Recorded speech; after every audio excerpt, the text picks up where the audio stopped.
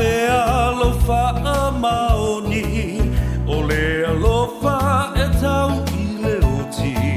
E loa fuafua manatu, o le oa e tui alo fatu. E manatu a le amatanga, ia upu mau loi mata. Na e whai mai e le ai se unga o la tā mawhutanga. Wa e loa nei leo langa, ma ua sui fo I o lo uanganga. O nei mau mea na o mana o I ai, ua le lea uma I le ala.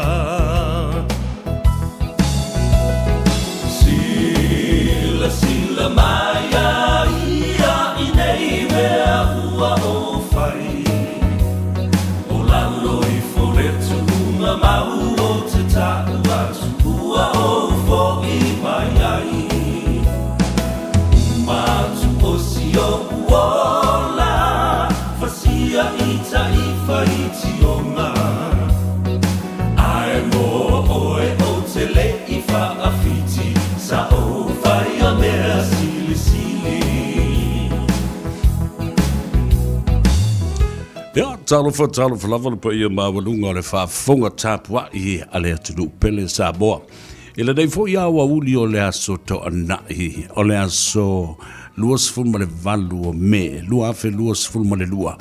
Ia ua tātou tū la lata fo ia whaasifo le nei masina. Ia, matu vai atu I le masina sili o na tāua o le tausanga. I le tūlanga o le whaamna tuina o le ono sfulu tausanga, talu na tuto o tasilo tātou malo. Alon soi fo maduia ndei tai au, whaamui moe o lo o mawalunga le lofa moleanga le lei o le tua, lo tātou a matai sili le langi. Ia, ma wha malu ai o na au lofa I lo tātou o tunuu.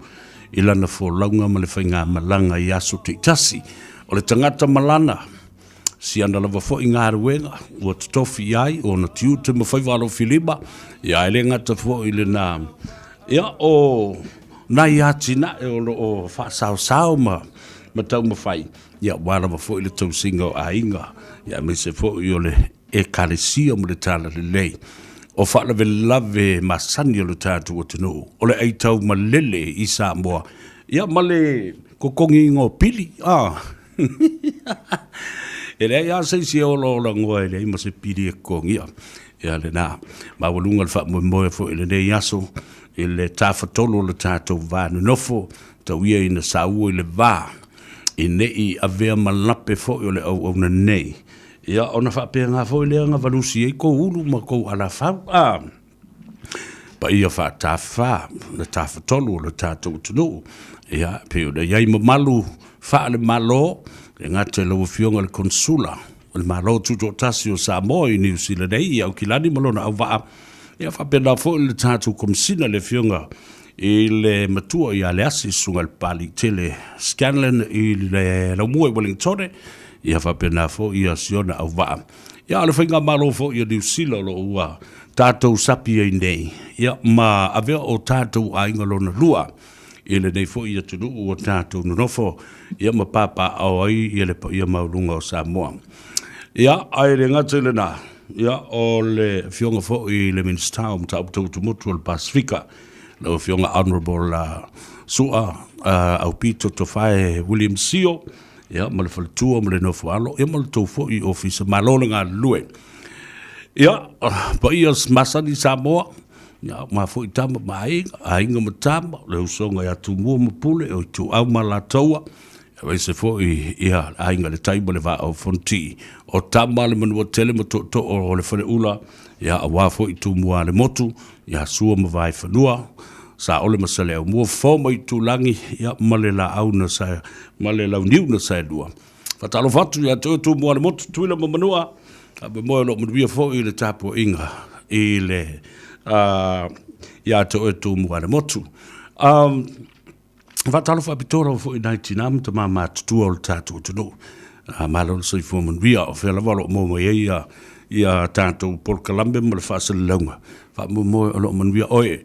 Mao tambalawa, whale o tangata mātutua, mao tanga ngase, whaatalo whātu le tātou Port Kalambe, lo le soifo manuia i atu. Tau lunga le tātou api o whaulinga.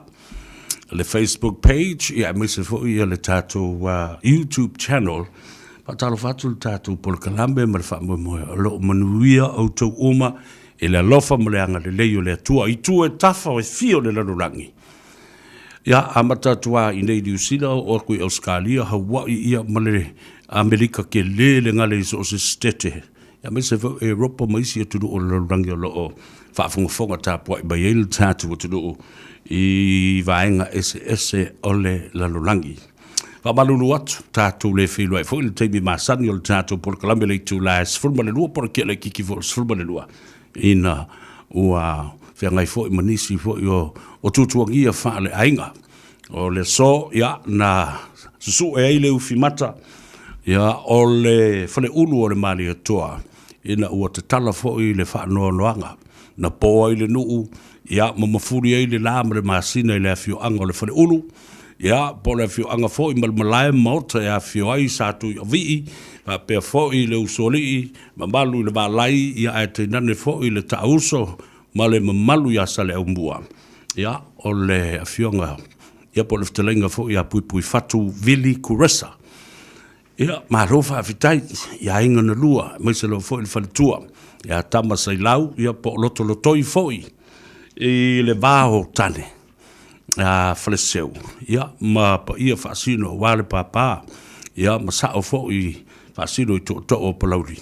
I le la ulu. Ia, maise fo i ma le tapu soa matui. Ia, whatalo fatu, ioe, ma lo le odo sa i le whaingo fie i aso whapenei. Ua te talai whanono tanga. O le taimi ua tafia ai fo i ma le au pongi sa au fitu i aile na ainga. Ia maro tātou ainga, ma se fo i ainga na lua o paolo bangafa, sili langi, sa tātou whelua i le so. Ma lo whaaftai, wātu e lava le dei aso, ia matu matila fo i matu matie. O no le afio mai, maratala mai au lo tātou ainga. Ia, auto wō ma whaamrianga, ma mo onga leo pestar, Savea le nei aso, ia, pe atu e taliu le uto i vaenga ese, o le atunu nei o loa, lala ma papa au ai. Ai, ua tātou whelua i le so, ua su i fo i le ula tau i le tini, ia ma ua tini fo i le matala langa, au wā, o leo ua so ula le fau, ma fusia tātou i le fau o malo, ona o le aso whaapitoa o le tātou te maa. Ia pui whatu vili kuresa. Ia whamalo fwoi whaaftailo tātou ainga. Pa ia whaasino a wā le mauta malmalai le lokawa o le tua o whinao. Ia mai se fwoi la inga sa pestam le ftalenga ia so alo. Ia mamalu fwoi le nganga i maunga ma le tāpua inga. I le li o le tū ia le vea. I le whalepau whae sula mai i whinao. Ia ma o tātou ainga sa whenga ia, i ma wheilua ia i le so, le whio le whionga le aloli i le peito maleifi, ia, la raulua nofo. Ma lo whaaftai sunga le pali tele la tafale, aftai tele mo loe, lango sua i le wha moe, o lo tātou ainga i le so. Ia ngā, le ua whaikakala kurumea ngā uai, ngā u.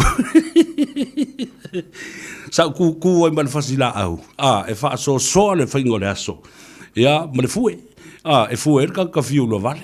E le ai se matai o so vale le so le dei. Ia e.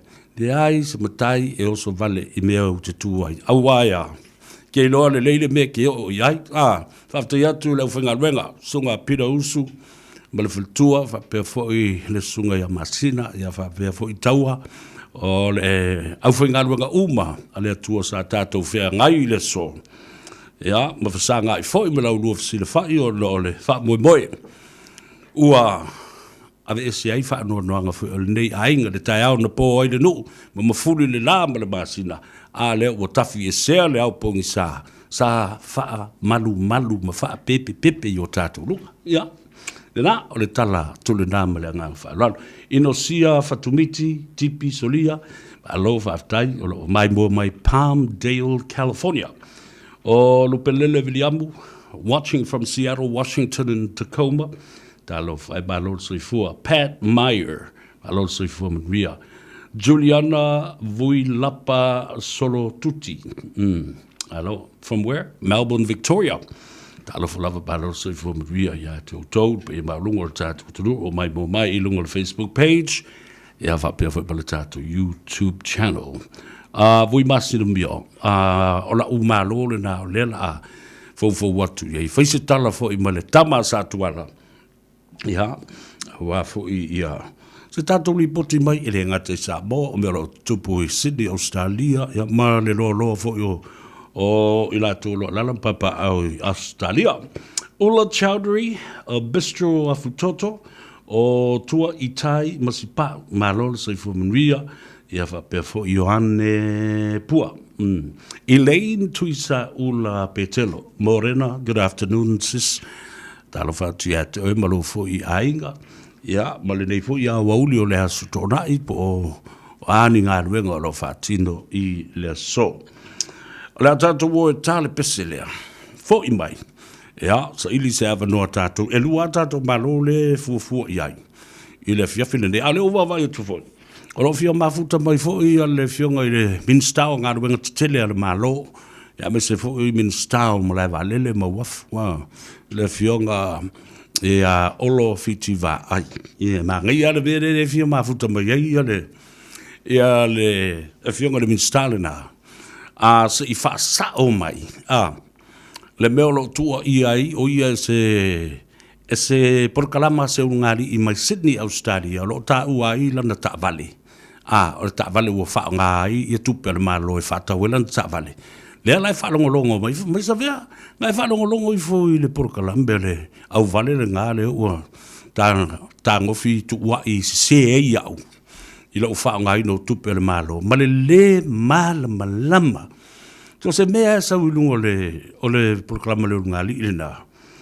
o le matua I nonsense lava yo ele ngata le fa vaia ele ano fale ele ano na me se ambe na to le la wotu I ni mon min stabili mai min sta te fa mo mole fia mo so wa no lungo la proclama Savea se I fa sa o tu ai malesi mea ole po mau mai ia tala le ngari ile na ole fa sanga ba ile le malo I se tulanga ole tula fono ole wo mo tua I fai mai sa ole min stai tau fa fonga Savea yo le o mai tala nei ia la va ai voi ole le tio fo le na por kalama le ngali le na le na fatale no isi sui ale wa tutuli nei mal parlemene la wile nga o yo le malo Samoa le malo folo I nei la wile le anga va la wile fa va le mole le mi tonu fa me piu la wile fa masino la le pale mia upu le anga uma ne va ye le la o li mai lo male afionga le minsta ye tia fa mai ya ale o al watu lunga le tapol kalambe le so fat bole le la ta mo faila va su se ava no apo oe e te tala no mai ai e ma tau tia mena tupule nei vai aso Samoa o auto sila mo tau fa fonga ai o AVCC pea e tangata ia ona por kalambe ia mre ngali ile na le fea ngainga le ana faia o le harmony agreement e ngata lona malosi I to tonu le whaamsinonga. E lea watu lana pule malona malosi anga I tu la fono le parlemene. O lea lava te ina se sefa pe au omolota to me le whaamsinonga ia o namana ia fo leo le mele nai o le parlemene. Sorry, wefa. O te ofo le tau wha vale a tele. O le whaata oto tu la fono ma malosi anga o le tafa tolu nei. Ai le mawhai lava, tau te pepese, ai lava pepese fa mai ua, o le whai le whaasalai tono o le whaamsinonga, le tau fwoi o na whaasalai o le parlemene. Whaamuremore, malama le mea leo te whatua, le o se malosi anga o le harmony agreement, po le deed of settlement, I le whaamsinonga, I o le parlemene. Le ala fo le na no mulmuli ta iai ia le fionga I le fongftalai. Tofi le meo le vaenga fa pito le parlemene. Le committee fa pito e o e sue. Au ili sa iai fo I maisi sui o le HRPP. I tu tonu o le committee lea. O feni mea ua umana saini, ai le marama le tula fono, o le taimi ave e se mai ai ma e le tulia ina le lipoti, e le mawhai langa ua umana e saini. O i nai lo ai le whaatua tua ina, o ai le fe momo wa i ei le tau whawha pare mene, wha sui usu fono i tonu komiti nei. O maua mai. Ka ingo i ngoi, ki nganga whaka, sa o le ia. Leo sa a whamasanga ata frost mai, sa o le leisi o le. Kwa au le mafia kele o le vasti o ngika ngaka. Au atu te whanongo longo i tala se o lo avatu. Iau tau se leo tuli i whafu mare pare mene i asui. Aisea, o whaasa launga le sa o male le tonu. O lo o sila mamai mo i le lalulangi. O tau i o lo whaaleanga ina, wha matanga ina, wha masia sia. Ia le pare mene, o le malo, o si te mai tai le fionga, te mai tai pare mia. O minsta o le cabinet. Dea la uosolo male fe o le fionga le minsta o le malo. Lea o ngā ruenga te tele o le malo. Fai mai. So le, ewa, o leva ele o amana ia tu lava lo i wha maunga. O lo tau ma whaia tupea. Tau ma whaia tupea. O lo tau singa o leva. A o lea lava lafa mai. Ele i loe tangata nei. They are also involved in the concept of parliament. Whaaleanga le whongaftalai, upu leanga ma upu mātanga e lau i le whongaftalai. Ia le nā, deo nā, o oto nei vaenga nā. Whaingo fia i o le international law, e a apa mai ei se whainga malo, e maise o le whainga malo, a o tangata no whai whafu. Nā apa mai lava whaonga le state and federal law, e po e masai tia i o tau, o na whaila ia leo le tula whonu wha malo le nā, le international pole, e whaasala i nei o tau a watu ia se whina ngalo, o le malo te le malo Samoa. Ai tau tā ngofi whaia me malo tau le malo. You don't understand the implication of these in law. Ia le nā. Au whakura miska, me o saifa mai, lo ia i uma i wha maunga, o ai na whaatau ai le ta vale le nei, o ai holo le stala ai le ta vale le nei, a le roa nginga mai ina wha mai whai whaanga oi, whai wha pi o wha o ngā tupe le malo e whaatau ai le private loli al truck ale minsta. Ia, nā la. La papai mai la ia visia e fa ngara malu si anglo tu la fono i la auto wa mio le nai fai Juliana vui lapa solfuti palo se fu we Pat Meyer lo se fu lupelele Viliamu Mel Situa Tusa Robeck le sa tele talo volava malo se fu Ria Margarita Matua Juliana Smith. Ia whapena foi Pauline T. Powell Freund, ia mamoana fiu tufunga. O lo mai mua mai i West Auckland, au kilani i Sisifo, o lofa tui maualunga, o mai mua mai mafuta mai Hastings and Napier, talo whantu tato Auckland. Whatalofa whapitoa lava, i le vasenga, ma le ainga, o le au ngā rurue whawaitangi.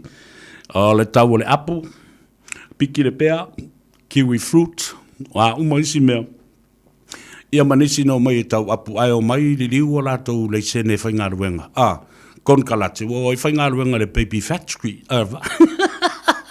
ngā lulu le baby factory e leo le mea ngako o mai e ngei wolo o tau o mai ia le mea lana tu lai mai o tau silsila le malanga lena lua tu le lua vai asu talua ia a Samoa fo ia toile au malanga soli tu la fono ua whaasala ina ma ua umala tu kon kalate. Mani ta mai tai e to se fulu walu, ma meo pepe fau e se fulu male walu. E se fulu male 8. Ika fifi, so lika. Ia lala au kumangi, ka mai ki ngā, ka mai ki ngā ngau i New Zealand. Ma le wha moe, e wha o ngā ia pepe whanau o tamaitina. Mo lato was whanau whape o tamaiti na whana nau i New Zealand. E apalai mai ei le meo siki sengi ma le whianga fo mau i New Zealand. I ngō ngai pepe fau i nga whangau i ngai. Ia mana tua foi. E ei le tu la whono New Zealand immigration law. E le whapea e te anga vaa fo se o ko meki. I se sitiseni ma se pepa no fo mau, pe a whai o lau tamana whanau i nei. O le pepe na whanau i nei. Ia le nei, o la datu o tale pese lea. E ke siva e ma e lui mai ngama e kaunga ku i le ea. Le vela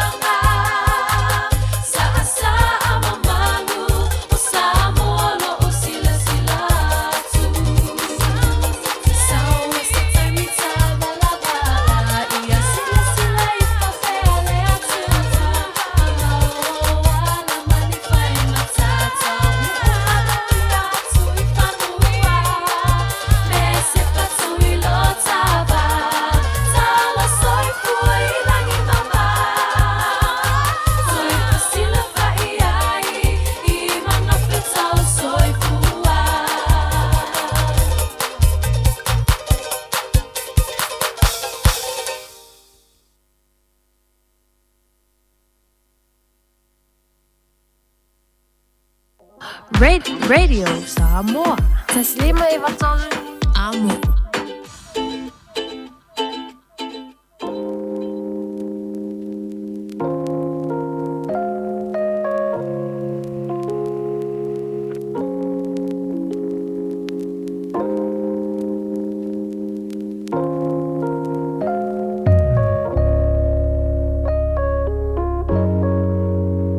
I said it was a clear black night, a clear white moon. All the usos under hustle and I'm wishing it ends soon. Hoping for better days, but it's in vain.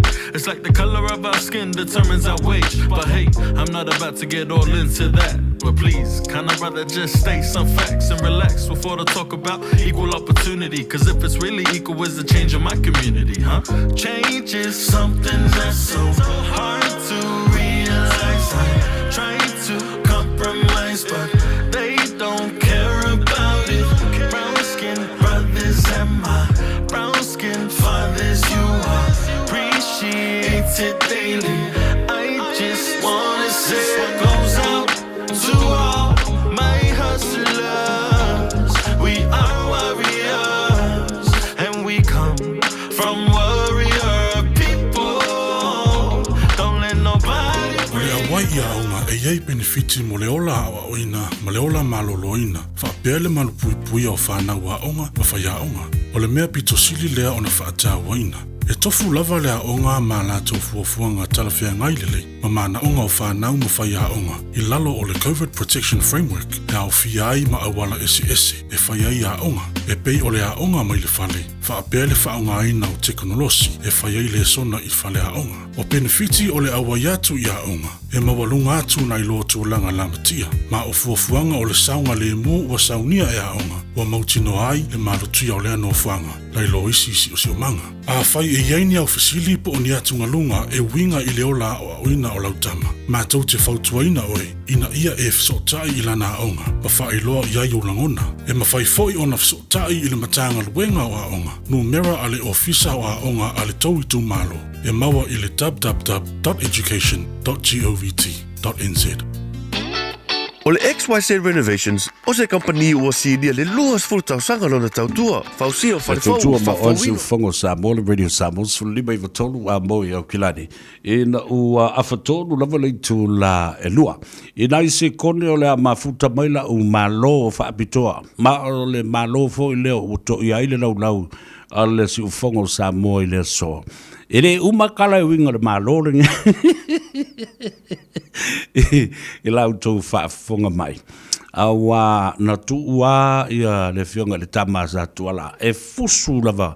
Pe kangi pe leanga lima ae matua le solomuli. I le mea lena whainei. O le tau o mawhauwhaunga.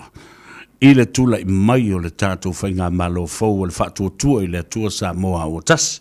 I nai minute, ia, o na mawale o sota inga ma le fionga, ia vui masina. Ia mawhai ai, ona whaatino mea lato ti fia iai. E tā uona e sila fia, a whai e le I whai atu I pui a lau whanau, a fia le COVID se fuluiva, e ta tā uona whaatali mo le tolu masina whatua ma whai lea, ona whai o lato tu I pui. A whai e eini o fesili, mato te fia fesoswani atu, e sa ili tali e te moomia. Vala au le o valu selau, lua valu lua I valua ono, e te lua tala noa ai ma se tasi, e ma whai ona fesoswani atu, pe wha atu langa ai se avanoa, mo tui pui o lou ainga. Talo fa Samoa, wa ule nei o kasu ti alu, a wale sui ale ngila wa ule kio. A eva mai ina se fulu lima iwa kolu, a mo, Radio Samoa, bevela a. Se I whai la utala ia mi o lilo tupulanga Pela nulanua I e pei o le fe e la to whainga E pei o se mamoe I le ainga maluma o tangata A e mamulu lope o se mamoe na whawhangai maa E pei o se lango mumua uswango I le fia taumata Ia le na, o le au whaipese a le Blessed Sisters o ambionga tūpuranga e nei o na po I na ua toi lua sifun le 5 minute. Ia o na talo le tū la e tolu. Fia Samoa, whawhilo I atu matoa whalo whātu I ate oile nei fwoi waenga o le uli. I le tautua whawau le nei Savea le Tanoa Ava I le aso tonai. Ia e masani ai o na tau au fo ipo le tai au o le ua mai o na avabua le tua. I le tātou wheilua inga I le nei aso tau mawhafo se ava I le whaafonga tāpua I le tunu. Ai o le so, o lau malo a whaapitoa whaaloalongia. Ia o le tofa, ia po le fionga fo I le tama sa tuala. I le eto e au talaina le whau o manea I le nei tamali. O le uso moni lava fo I a te au tino ma ano.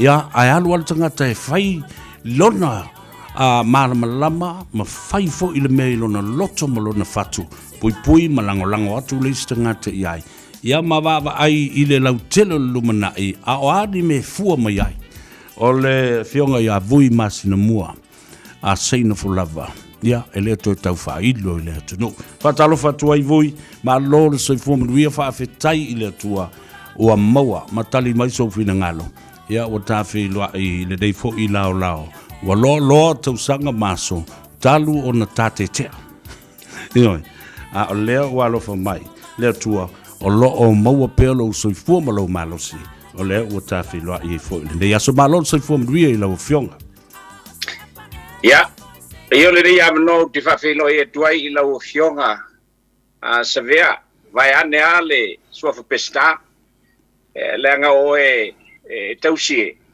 ele pule le seri malitoa ya utile tau foi atu nei fa pesa mo aiwa o vivi ingo ka ainga ilunga o le fa foranga le ku Madila ele ko kaukala kalainga pesca ya fatalo fatwa ile nei aso moni au wa tau sanga ele mo se filo inga mo le uso Dila le nganga ia mai tau mai lava ile tunu ya eu foi valo filima o tiu te foi mo foi vai le fai tu awa Dila tino ala nga luenga ai au mai ele tu ala mi tonu le tua salania i me uma fatalo fatu e foi ia upaanga Adi fa fuanga lo tele lo tatu tunu tu mai e lo tatu tunu wale po ia i le suo le tama mona ainga fa pe foi ainga malatu tama ya le usonga ya tu mo pule tu au mala tau ainga li tai male ma au fono ti ya li fo li tapo inga tu le manu ale mo sama le mo to salaya ya tau siva tele sua male mai fanua fo mai tu lagi sa ole misale au mua ya male lau niu na sa lua ya fatui ma va auto to ya fale u le tau itu male fale u tau tangata ya ma upu ile manu tele manatu ko ia na o tatu tunu wala ile tatu ma tanga ile nei aso ai o follow fa pa felo e pia ke le uso Allo ya ila uso se ve na lo ato le nganga fi pe bi se ata fa solo vo ile yo luma le telo tau sanga sa tanga lulu ya ile le tio o le newspaper o le tamalanga i Samoa e cover mai le telo fa nga paloto o tona ya tu le tunu tamalanga fo i kava mai i le tu malo le sunga le mali to le luafe ma le fitu kaka ngu mai lo nei tafiso so ni fo i le fausia ino se tasi fo o le tio o fa ngoina the voice of Samoa le VOS ia ma le fionga ia pulotu ai le i solako puloku i Australia ai o le ve sili no fafta i vui o lou soifua ngalue loto tele toa le fatu. Ele i umai alo fiu la vale. Na ai alu mua fo e fa pa ule malo luo masiaka alu mai ri pa ule malo. To yo le sfo nga palota e fa mai fo e koe alu fo e fa pa ule malo. Lela. Wa pa umo i ale malo. Voi o te foi atu o le malo lea. E matautia le tape nanga le atua. Ma o se va venga na fai. Ya te o tau ma i tātou ma tātou uma sa to to ai le fatu o le fatu tua e ai le tai ao le tua vui la se saunoanga i le vaingale. Ma lova te tu Savea vatu fa fonga ngalo tātou tunu e moni fa maoni wa fua iai te usanga o lo uolanga i tūlanga o le tau tuina o pufai o le tunu o tōru sfuma tupu te usanga. E moni au wa upuaia sa ka kalangoa iai. E ai lona Savea o kumoni ala fa fonga mai la tau. Le anga ile faya sa kongu ile afo i kongu ko inga. Malira. Ke fio faya ko inga ka ku sava vali ile ku o fa mai ya le o kengianga wa ule sima ku fonkanga le DP. Ya. Inga wa kulia we e ai fo George Lopa sa kai fongo mal komiki o kalu e survey mai le ma. O sa mal kala ya ve ai. Como fongo ngapo. Ya fa mai lo fa ku komiki ya fa mer komiki kelo la avela o ka ku kau. Ole makau punga ave ai. Kasi al mga oile kung kaua inga fia sisira mai sa mo sa vali aku kama ainga. Dali. O ia fa yaku fa mai. Oi. Ke mala le bela wa fa mai. Ia pera o inga. Ke fa kai ia la uli al male to fa vitai ia fia me. Fa vitai ia olo valasi lato uma. Ia ina o te fale tawala. Dali. Dali le fa tuanga. E o ka ko ngofo ma bala aule ko o manga kai madila sava vali le kai mer sava vali ya Samoa pe amongi le nganga ka ko ke fia ka ku ya Samoa madila ka kina ina la io ka ko vai mo ka ko ama ka ko kupe me o mala ka ko ke o sava vali le ku ma mau le ai ma le mangu malo madila le kali le ngasa ve ku sai agora o te fa tunei ele na ne se ta fa mtalanga ile tunu ulanga le wo feilo ai ole telo tau sanga o malo mantua ta por kalame ile level le pol mai le sfulu lua ile po se tau ile ondo le tai au le nga o ma o ma ka ko kala nga mai ku ve o mo mo ka ka le fe ka ko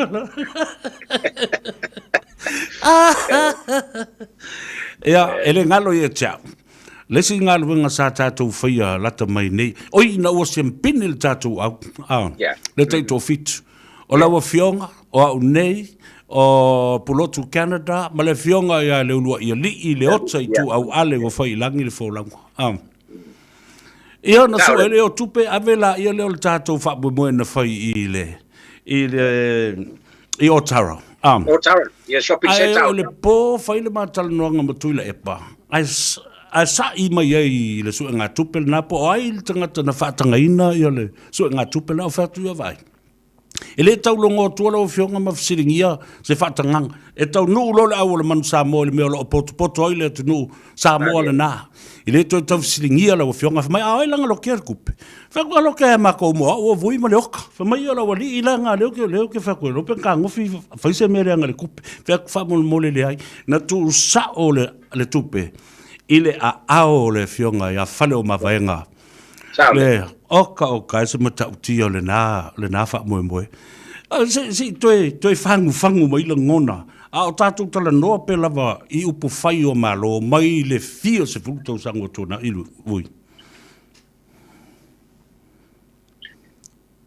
ia malo po mau mai Savea ia mawaleia ia e monia au e pe o la ngona vo ia sa ia o lo ulava anganga o te nofo e pena foi oi e tato te nofo ia tunu ui fafo ai te unu oi le upu foi le fai a Israel su e ale fa malama ma te pai Samoa na ua umalo umatai le manus fumalta si sa titilo ai le vaenga ne ua pea a fai ka kele alu Samoa i paloka e pe kusape alu ia ka kupe e ia le kaimi ka kenga nganga i upu fai o le ku ua fa pe mai ia ka ukala e kele o sawe ki paloka ia e pe ole winga le na la ia na e o avo i ngai o uso ma ko fa fi o ka ko ai ia me se for ko finga o fai langi no volo e fai mai ama ma o eu kupe e kele o alu ke paloka alo la isi ka ka ko ele ole fai va fa tau tu ai amata mai le na e amata le na e ia le teimi fai mai le tua o ke mi ko mai o luma al kai mengai o kele o alu ke alu ni palo o le o ke alu ke kaukua ia ole nganga le na e pe ona tatu foi a fu ina te mele ngata la ile tau tua i upu fai o malo ai fa pe fo i lo ka kaukua o kai me ko ai kau mai ia ke o ke sir fia foi na ile kai me kau mai le HPP fa longa la ko asfanga wa ko afio mai lo kusiva la wi so kele HPP o ko fainga me o kele HPP e se nga o malanga mai le fainga malo o le fainga malo e o ma pelo lango o sabali ai o ke alue e lango o le fainga malo kako ya o mai no le HPP langa o kele HPP o le vaenga fa fai ai le o le vaenga la tu mal o le bele o te fa tu nei a vui ele nga tole matua o lo soifua a o lo balosi mai le tua e maua i le loto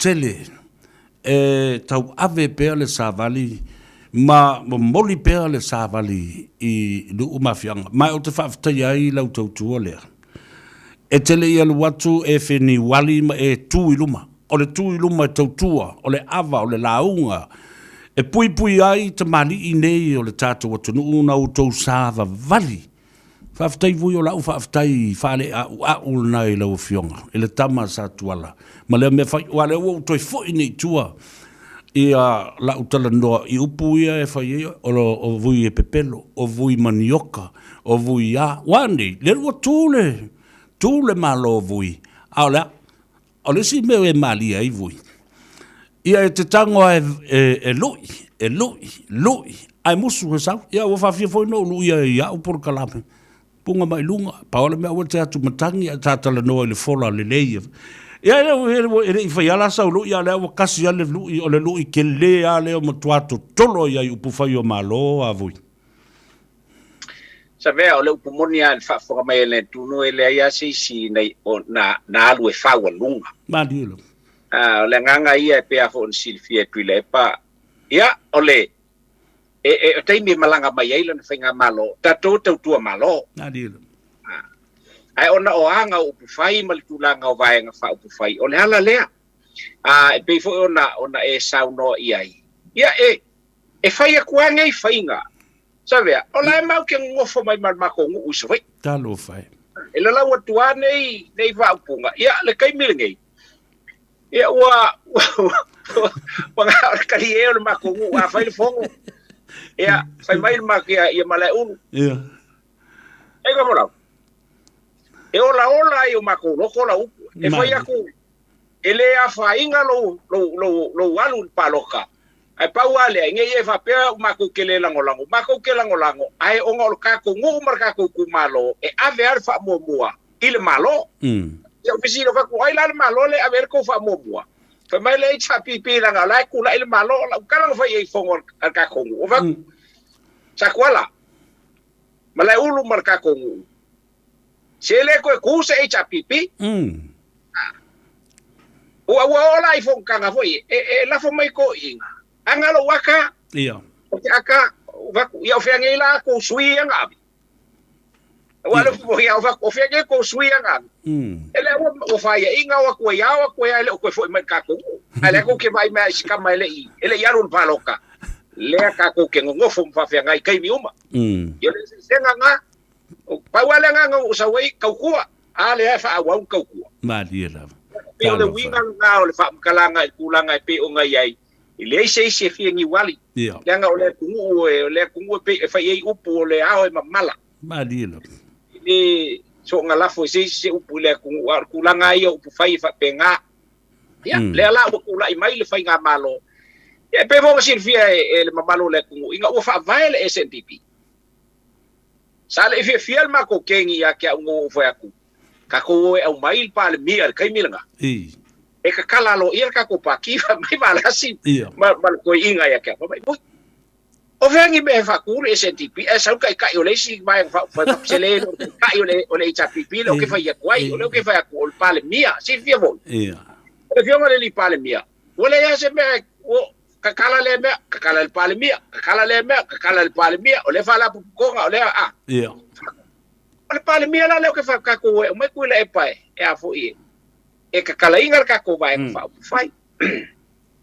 Ai, o le winga la ufa mkalanga. E se fo la porkiki. Nga. O la porkiki. E le imaua mai e le vai nga lea. O lea ufai, la ufa o nganga kuila e pae fai mau ka vingi. Nga lea. Io, awa. Ore si bea tā ua le vele we awe nei. Awa i lok mafo fau. O watalia i na ai lona langona. E iai sisi pati whai o lea ua ia tatala ina. O le a tau ma whai e a ngai ale mea lea e le mana o iai. A lea la sa wifi. Wa visi sila por kiki le na whangangi i vui. E pe ole. Pi makui ale upu kulou sa mo fa mai le upu a ele se ka vingi. Ai a vea masakanga kai sawe kau kua mai me la o le mo ki ngai ngai ia manga upu. Ia. E mako ke foi mai la so nga sabe. Ele ikalia ko ingal mako sabat. Fa pe mai ia langa o kai hal fonga ka pe. Bui la kai fa ku kai hal ka yo. Fa mai o kai ko ka pe nga ya o hoi u bang fa ko ngol ka pe ka le se ka ngai uma. Ya fa pe ai mo se la ku fa ku ya se por ka u nga o la u le kal mako mai. Ya wo ke ngia o mako vai ko vai vai la o ile ke ka malo. Ai o le fiku ke ai le ongo le fia nga. A vidi a kuai i al fai no kusi al pale mia. Vai fa bol bol fa ia. Vai ia le fa bol mole po fia mo a kol por kala mo la so kaya. Ka ia ese meu fa mai o le fisi mai ko ing. O le arka i me kaun u kuai. Ia va o akalo a Savea o po ile o fa makala. O akalo va pa kongu a pa ka ule avele. O pa kongu a le la ofisiri mai akia. O vaku ia o kai mire kau umai ai. Mai ia o le leila o le vaku o le ase ave mai o le ofisiri mai fa mole vui. Po le ale me fa kau ia langa launga. Va fa mai sabe. Ia. O me uma la no fa ia ku ia fa kau ele lau. Le nga launga i laso. Pu kau kingo nga o vaku mai. O le aso a ko o kalanga o vai nga fa fai. Yo ia launga wal kalangol baeng fa pia ma me mangayanga ho I ngayanga pulu ia fa ma ka ngofi ai les Malo.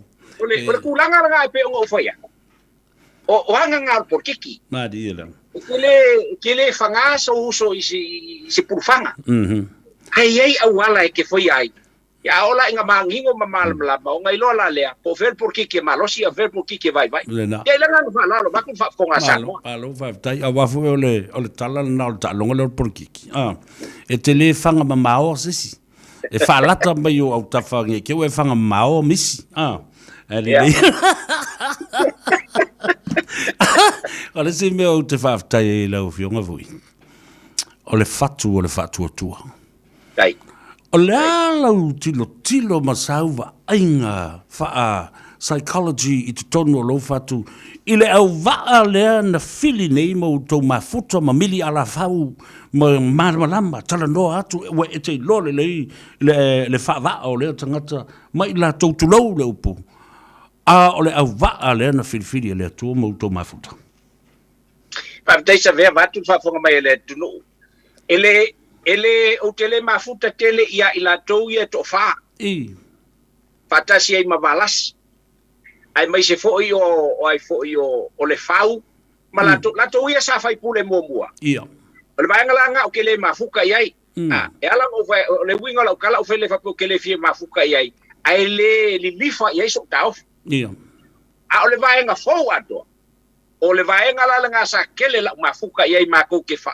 ngongo fo ilalo ma fa soa ma o fa soa iai ile iloa fa por kiki le o ke iloa mai le fies ko ka sanga o ka ku ai dielo vaenga le pe o le winga la fa makalanga sa o ka mo fai o ke fa soa ka pu o la ko la ngonga lenga o ke kalkongu o se kanga kai fo le ka longa iai le makafefe ma dielo iai le la ngonga vo ile a fa longo wo fai yaku kanga ka o pele solo muli nga lenga nga iai ale si vaenga Galu fai mai se.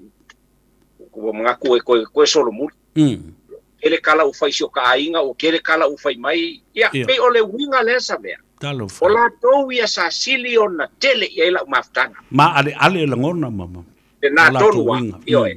Ia ona olota langona ola to ia la uli malaku. Ia la kalu ia o meu masta.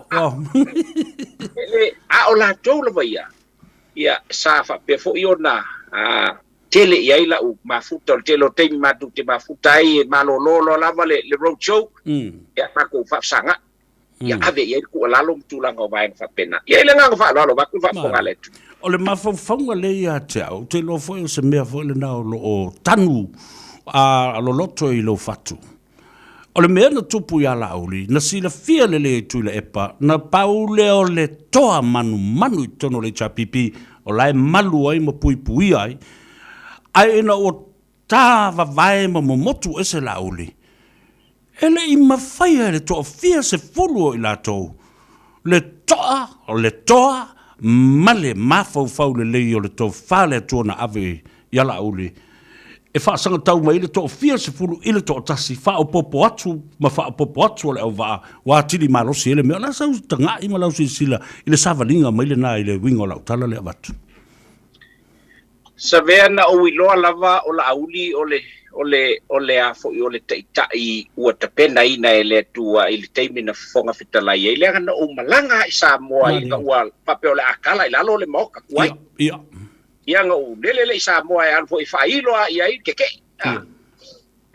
o le matu awai ma le fio anga vai moso ka ma o le mau ma la ko uma na fatali lo fe mai o le fakali le fio mai o le fonga kalai o le sau noanga le na la auli le male to o le vana mama futa male uso ele ia lu kongol palbenge kai funga wai ai o le kaimilea nga ia nga ma fakalo fa mala auli ngo mai alanga sawanga ila solea o va ku uso silsila mamao ba ai ye kaimi ka ko ko feilo ai e vai le mamao le levang fai nga me ale fa ku le lo winga la fa mtalanga o la auli le male toa o le tangata ua ta pena ina ele tua as a future leader mo le tunu Samoa ma diela o le tangata e tumu le fa alo po ala me ka ko ke faia o le ale poko ma le ilo ka ka ale ai se fa alo i le kongu mau le kai mau le kai o la uli la ila u va ai no walu sa mo mo ka kongu ngai fai o faia ai inga ua mau lo le mafelo inga o le aso nga mau le mafelo inga mala uli le aso nga loan sai le SDP nga abaku ai nga maliwa kwai ale siri foi le nga lu pa loka le akali io oi fo io pausefo ia na suatu ia abatu le me alofa la uli ale mali toa ia me se fo io le mana bia ni mikiafu ia male fe au moli na vatia ta o ina lon amata mai felo inga male uso mali ai nan e alu alar ka le afo ile le nga luenga male lilo i manga ko kanga e ese me ola ku pur fai a wole bona mato ia mato felo ai male fata male sungal palitel ia o valas ia me se fo inisio o mato ole lilo ia le grandson o mali to pe ole mako mala auli maolo wa maka ngey ngo faile felo inga lea ia mata penga mali ai a le fa longo nga silia nga ai o le fa longo nga ikangaka Savea mali la nga ole upule nga sa ngo ia le kelo le kungu ai mai se ngu mafio anga mako felo ia fai mai ma ngai le kelo vai nga fa vai ai ma ngai ala pe am fai nga ku fakas ai le ka pengale o se fast mali ia mako kalangoa ma ngai ali o kala vui mavalasi ma ka ko kama ya la ka kia kwa ya ko le nga luenga o le fesoka inga mai si vai nga fa fai mali ala mako nga lue mai ko ngol moka e ala nga luenga e nga lue fa kasi le faku kasi le loko kasi le nganga le se si fia e fia ngi wali pe manga o si la ho iai mali la inga ua upumongi lava inga walu le se mako wa filo inga e fa pe mai lon sa nga lau tama vui ma balas mai se foi de liloia fa fe pe ke usau ka ko finge kasi ale makukat a fai e fio mai le sa fa piko no ka ko finge lauli la me ku wa ya ka ko le ku no ilunga ka ko fi ma dia ya mako ka ape maloi maka ngaso nga ya wa se fa we ka ile le finga ngalo mal ko fa ya lauli o holo o le kingu la sa la ku mangaku yai ia malo mako au aku malo ta u tele ya so nga maloi maka o kasile le langonga a fai a fio mai le sa fa piko ka ko ku ro ilunga ka maka ye le nga falo o le si va nga vui e silio na ta u ai ile mai tau ila wa ai stanga ta u umba o foi le dinga luenga o over lo pe atu fatasi o tata usanga na fatino le nga luenga ngi wa laka se valus fulu ta usanga awa o le mele o te fatwa nei o le tape nanga wa se eile te mai tai malona tali tununga o le alu esi a wa watu foi malona fatu tuanga ia te o tau tamali i totoa e tāpena ina le fola e se AI i se teimi e tula i ese ai. Lea le tā ua o lana pi mai a ngā i e whaile melea a o tau mawhoi e tausi foi lona vāle lei male pati whai male malo o loo tū o loo iai o na tiu te tonu. Savea marfafonga mai e Samoa o le tā ua i lea vaenga e le o pose lilo ia Samoa. O fia me le ngaka o le sao whapiko. Ai o le suli mali e koa. O le suli upua. Nani, o le suli mata afa o le tamainga. Tamainga. Ai o le sili o ngaka ua i lo ulea, i la ulea baba ai ma lo ulangona sa iei. O le sili o ngaka ua ka ua kuai i a kuile epa ma le HRPP. O se fai ngā malo pe o se vaenga fa upu fai ua fausia ele ai ma seisi e fia kai kai. Ele o kai kai le anga upu ia sa lafo. Ma dila. O le fia pale mia o la uli, o le fia pale mia o olo, o le fia pale mia o ai, o la vai ma kui ma seve. Aya, lau kele ima ke ia le kupua lea sa ngā lilo a. Ele o iai fia mei la mako ile mako fuafuanga o lo iai ai pe kai ye fa ke ia inga ua e kula mai le ola auri wa sa manga ku ma ola auri o se ri ola auri le male ko sa manga ku ho ingisi fa pe le lopo olo ai lo lenga manga ku isi fa pe o valas ina ngor kai kai o le SNTP ai ese le fina ngalo le kua nga musui ai ale mako ka fa ku kai mi uma malilo o nga ku pe lu mo le kua awa o ala va ia o mako fa nga nga ai afa ele fio mai fie me ye o mako ke la nga ia ilongo fa inka e ilongo fa inka ai inga wa fio mai ka mai ka ro vaku de suafa malilo Savea kasi ala ka ikakala o maupu malilo o maupu yanga ole nga mongi la vai ele ia yase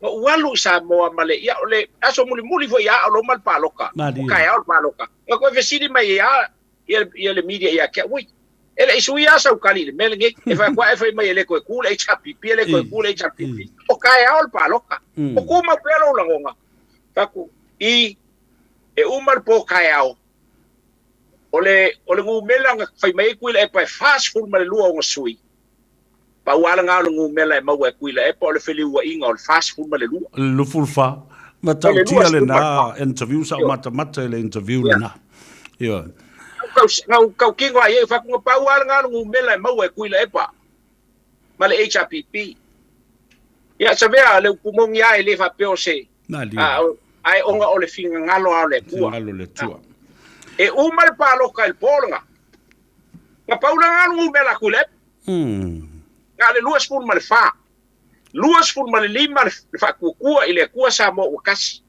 kasi ku ko kasi ole fionga ile sawali ia kuala fa kasi ai maruka ko uso mai moka ale tau tua fa ko asui ngu mela inga ua fai ale fai kaunga o paloka fa pikoa ko asui e lo ngu mela sauloa ua luas pun mal lima ai ole ungol paloka le ku ul polanga luas pun mal fale HRPP luas pun mal lima fas kasi ile afo ile ye ku ko kasi ya marka ko uso ir ka ko ngu moka o fo yo o tamaleta that's the one tamaleta o le savali le na le ainga sale patu taime le nga uso o ka unga ngal palo kale ku ngu ga mai alo fai ka unga momo ya fefe ngale kuwa ya ki fai va venga me umalaba ya aku ngwa fo ifa vasi la kala muli le so kofia as falei le paloka ya alun ka nga wale fa ku maru alu fa voi va tu le sa nanga lo fionga le swaf polo fionga fo le tama sa twala ele mena tupu sa utango toe vange me lunga kilipi ole o toe vai yaso faile fainga palota na fatal noe le si foi uso a fa sala lau yo le TV tas ia le fionga o pale mial na le sunga tulepa au mai so fina ngalo ole o tai au le palota a so iva ia sau de tali ya ta ilo iai ai lona tal tonunga a moa se tolu pe fa pe lima a ono wo to laki le tono fonof toi fanga to le sifisi e fa fela pe a te o saule fainga palota a te ua pe ua afa o mo le afa ole ono fo le mauta lo tu le pe mai le ai i di te tupu se me fa pena le se me fa pena to e watu mo le sifisi e tatao to afisili to ai fa fe fea pe a te ua tupu se me fa fo sei e le i ma fo wina ai tu la i mai wa sili no fo le vang fa faile fa tu le tu sa mo e ono fa o se malo fa tu se malo te se le fia le tali tu le ele tupu se me fa pena ai se longo se vang venga e fa ele tua ona fa tu tupu le melna ai se lona o se va venga e fai ele tua ona fa tupu le se me fa pena vui o le taunu unga le na o le talnoanga le na e tu mau pe lo fatu mo lo loto yaso maso ai longa se yo mai le vala au ile me fa tu ngalo le na me ai se ilonga o se va venga e fai le tua. Ale o fai le ko le va ve. O le tali le na. O le malo na fili le tua. Yang o fa fonga le tua i le tapu a ao Samoa malala tu o singa taulanga i le tua. Le upumoni lava le na Savea. Na o tali atu i la epa i lana. Kali aku i la epa i le iunga le i ai alfa velave. Wana le tali ina le nganga o lana tali sa fai. O musu le va venga. Musu le va venga. Fatau mane tua le whainga palota lau tele Australia vui. Na tu la ile le Scott Morrison ma whaaftai o ile li o Anthony Albanese. Whaaftai, congratulations le malo le o tu inatu. Le ai amani mea whapena. Ao tātou na toso ai lava. La sau sila. Ile tu inga porokiki le whaonga e tātou ma le umi o na toso. E o fo i le vaenga, fo i le limas fulua, le fast full lima aso e. Whamata se vaenga te tau na ngā i le sila ale malo. Ile lumanai. A tonu i ai le au ngā nā lai o na whai le fast full lima aso na pe mai o le whainga palota lau tele o na tau a fia leo le palemene. After 45 days, perhaps if you may look at it, is it fair to say what the tauan toi tilu le faso le mo umitele e ono fai isi a mionga le fitaui ma fau isi me le anga i tua to le mele na e pei o le mele tu lai mai le tato whainga palota ma le malotoso. Malova te atu Savea watu whafonga Samoa o le nganga ato to tua a mo tato matua sa whai le vaenga lea. Wa foi le kaimiere le ngi vaenga wha upu whai. E o mai ia fai pule. E sauar fai pule kuko kasi mai longa i kumalo. O le nganga le leila sa fatino ai. Ona, se isila ia nga vaa o tangata nei wae. Ia nga aso le inki vi. Nga o le iki oe. E kau wha longo ai. E le imakua i loa fui. Le i fo ingi inkalesi o kangaka i ebo purkiki. O le fasu malima la aso la leo le briefing time lea. Inga o mai alfa inga paloka. E a fo e kilo ai wae ele ingi camp. E kilo ai ia sui uma o le pale menge. Anga i kangaka ia o mai kukongu. Po anga va o iai. Awala ia le. Se kai o le kongo. Ai fa pe fo i. Ma se fonga fe kalai o le. O le a fo i o le. O le pale menge. Maululunga. Io e. O le nganga la yo nga fai le vai. Awa e a fo e feo ia fai pule la ko ia a fai ai fei lo ma bi tia pia ia kalkalangoa le haso wi lo o ai chikanga ka wa la ko kile masangi ko inga le pai mala fai ma kui ma se e fa pe ngale winga na la io na fausi e na u tu ama matua le briefing time le fasu ma lima so le le mata ua ai na o fo ina u fa nga mai la vai to ina Savea le pumong ia le ma se be fa le ko sa o le sa na ele ia mase me ka fale ko inga o fai fo i vai nga fa upu fai a o kula i mai ele ia mangi me nga fale ko o mai kai me ko filau ai nga o mai lo le kai me kuila epa o ila ka ko ilo ai lo ela wa kaun ka ko kilo ia ile nga le o esel le wala o fai sa fai inga ko filau ia nga pa wala me ole ole avel fa malo ile ya puapo vai o kula i mai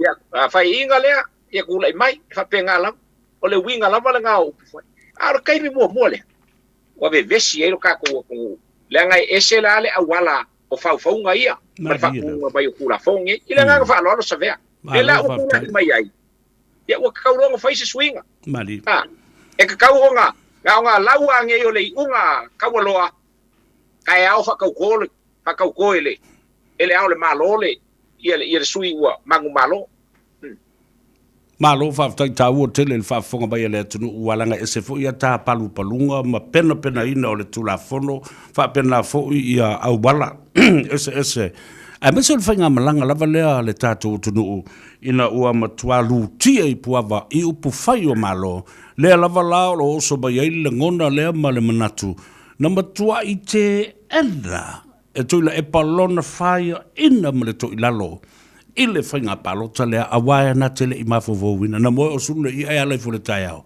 Ua toso le tangata le la ai tulou vātu whaafonga le tunu.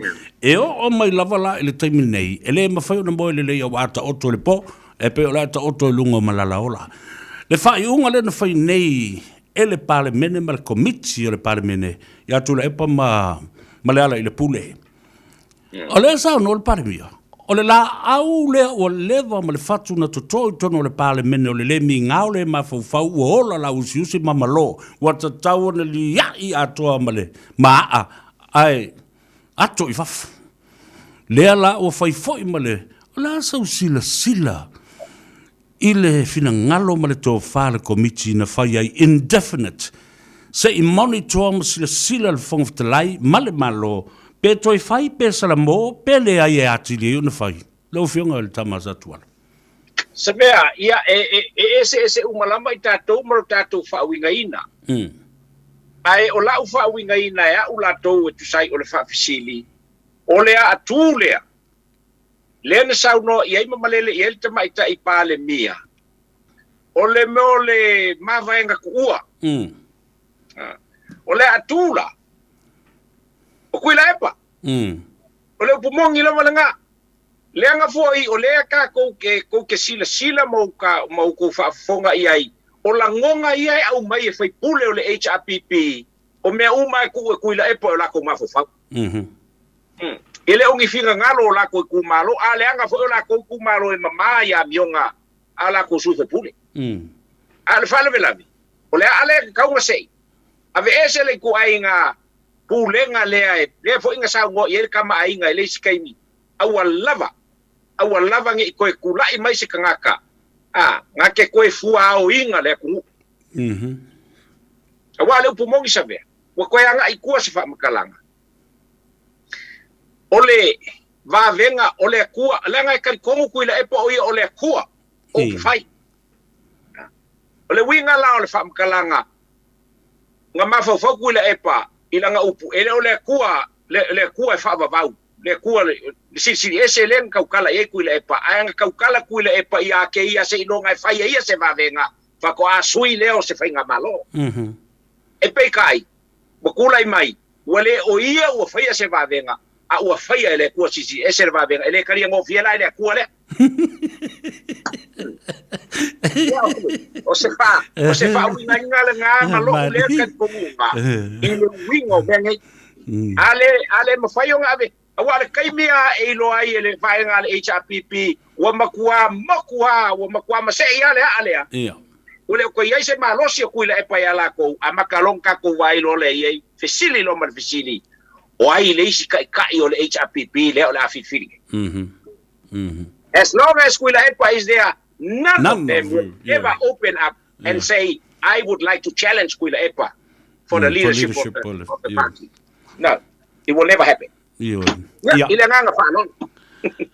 E tele la ufia. O ta ua awhi loa iolo no winga o le po tala ma le whale tala e whai e lava. Ai mana e fo le whafonga le tunu. E tau te marmalama le i le mea pe a whapula fo I lava.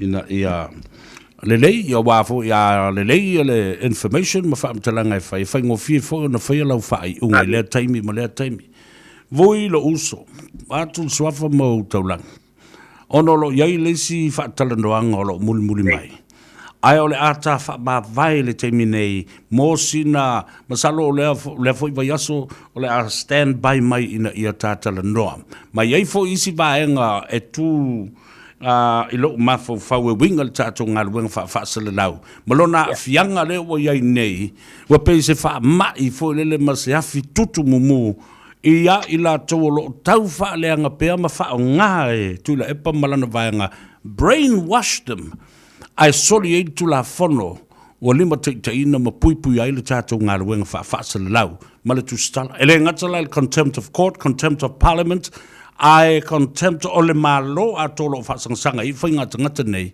wat tau fo on ta silsila ma peila o saunanga le fionga I le minstao o ngā ruenga ia te au I le asono anafi I lona whaano no tele inisio ngā li ima lato program no foi mai nai Sydney Australia le alo o mai ele vanga nei ai avatula u whaafitei tele ma le wha malo mo onga le lei mo lau fionga I mo lo soifua Ia, le tau whailo le atunu o tā ngafa pipi I taimi uma, ia, a le tau tua le nei sili o na tā ua tele ia I tā ua.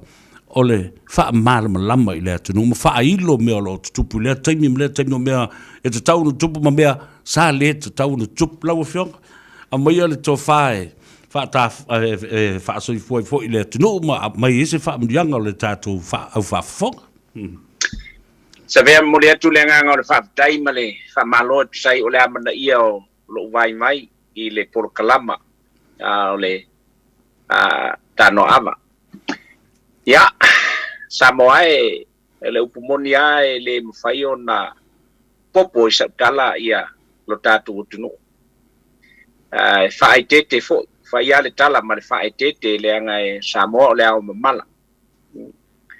Ia o te asu atu malu I puenga I lo tātou tunu I lau si le whaafonga. Upuai whai I le tautai, ia poto a le tautai, le ase kaukai wā koa ngi ai se liu o songa ba. O te whamarulu atu pe a whai o le ase upu a so polangi ai pe o le tauta mali I lau tu whaafonga mai, se mai vai o le kamaloa whasare le anga ngumbele 5. Ia alufangia le kua, ka fo I mai ia kiau. Ia ua lava ngi I ia ai luka ko vang ngofo samo. Na lilo. Ya, okay. Fa mawala lo atuai. Wa fo I langona ma fa matalanga. O le nganga lava ia fa matalai langona o vui lava ia. Ile o se ko fai ka mai kai pale mia pe o se ko fai le fa ko kua ile kua samo wakasi. O le la ko fai nga malo. A o langona lava vui fa ali atu tu sai ole. Sa ili mai ma fisi mai ole. Kai ole por kalama. Ya, okay. Mole aku fo ia alu faanga I tātou tunu. Tai au le sapat. Ia. Ia ta pena ia I finangalo o tātou tunu. Lau ngaina le au pengalo ngai le tu. Ia fa pena fo I o tātou. Pe mau se isi felo inga. Pe atu sai ma le finangalo le tetai o le porkalama. Savea. Ia okay le kau fai aku la ngai fainka o lau fionga le peska. Oe ole. Ale alo e fasingo I le. Kuia anga. Ia onga papelea.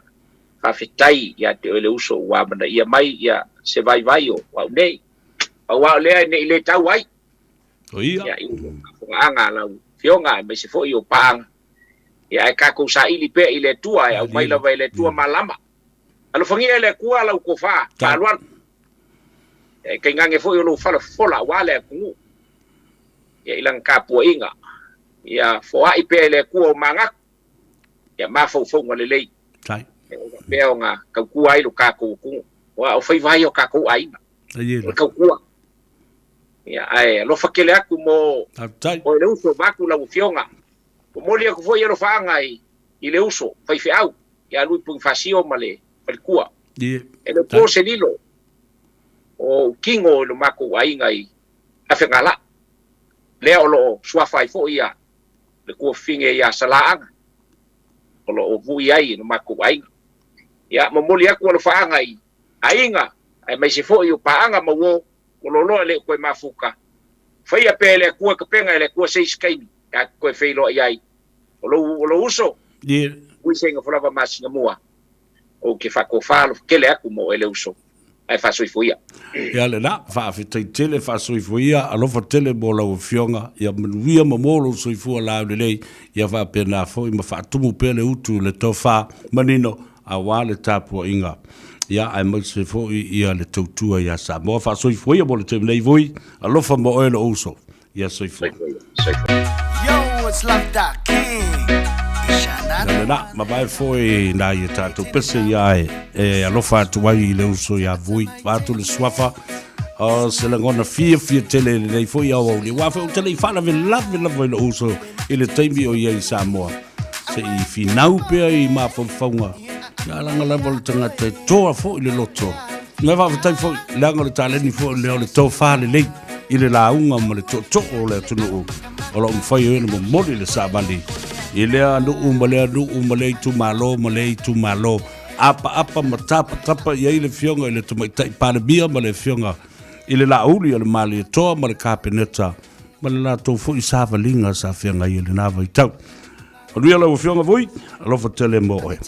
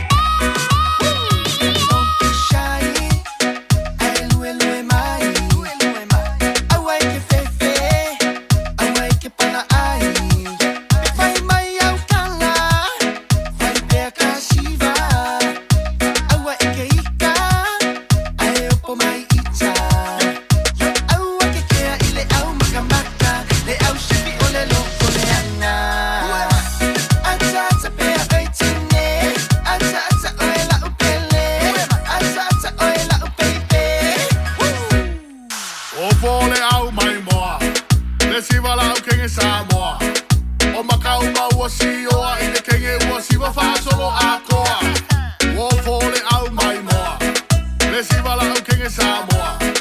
O makau maua si o a ile kenge ua si wa wha solo a koa. Atasa mai lau teine.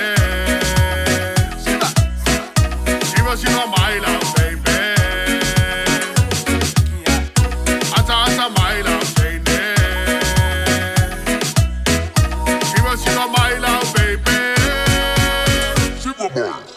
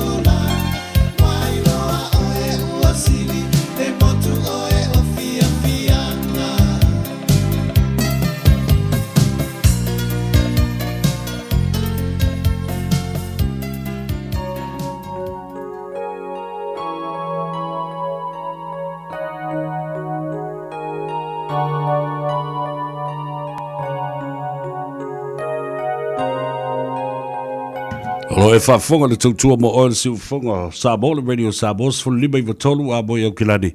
Savea mo le Tanoa Ava I le aso tonai e te maua I le sao. O le raua mai atu le talanoanga fo I ma le fionga le tama sa tuala vui masina mua seina fo lava. Ia o se tasi o whaata maa o le ele ngata I le SNDP Samoa National Development Political Party. Ia ai o ia le pe o le faife au fo le sa faia le fa poi po nga le fast fa tu le tua Samoa ia masui o le SNDP o se to fa potos to fa manino ma le taua na fausi ai le malo so fa tasi le po le coalition political party ng faia yo na tu fa tasi mai I lalo o le fa malu o le fa tu I le tua Samoa o tasi o le vai aso lea ia ma le vai aso le nei o lo whaatau I nai le ngangana Samoa I New Zealand nei mo le vai aso atoa o le taualunga la o lea foi wha moe o le a whaatino ai ia se whaafianga tele lava a le fionga ia alo lani le sa ia po lani alo le sa wa lausi la fia le tunu o le apa maila le fionga ia po le sunga foi le li pese ia lani alo le sa Savea, na le tasi ale tam pese te mana o au mai, e re ngata e pese yo au tafa, pese fa tasi ma au.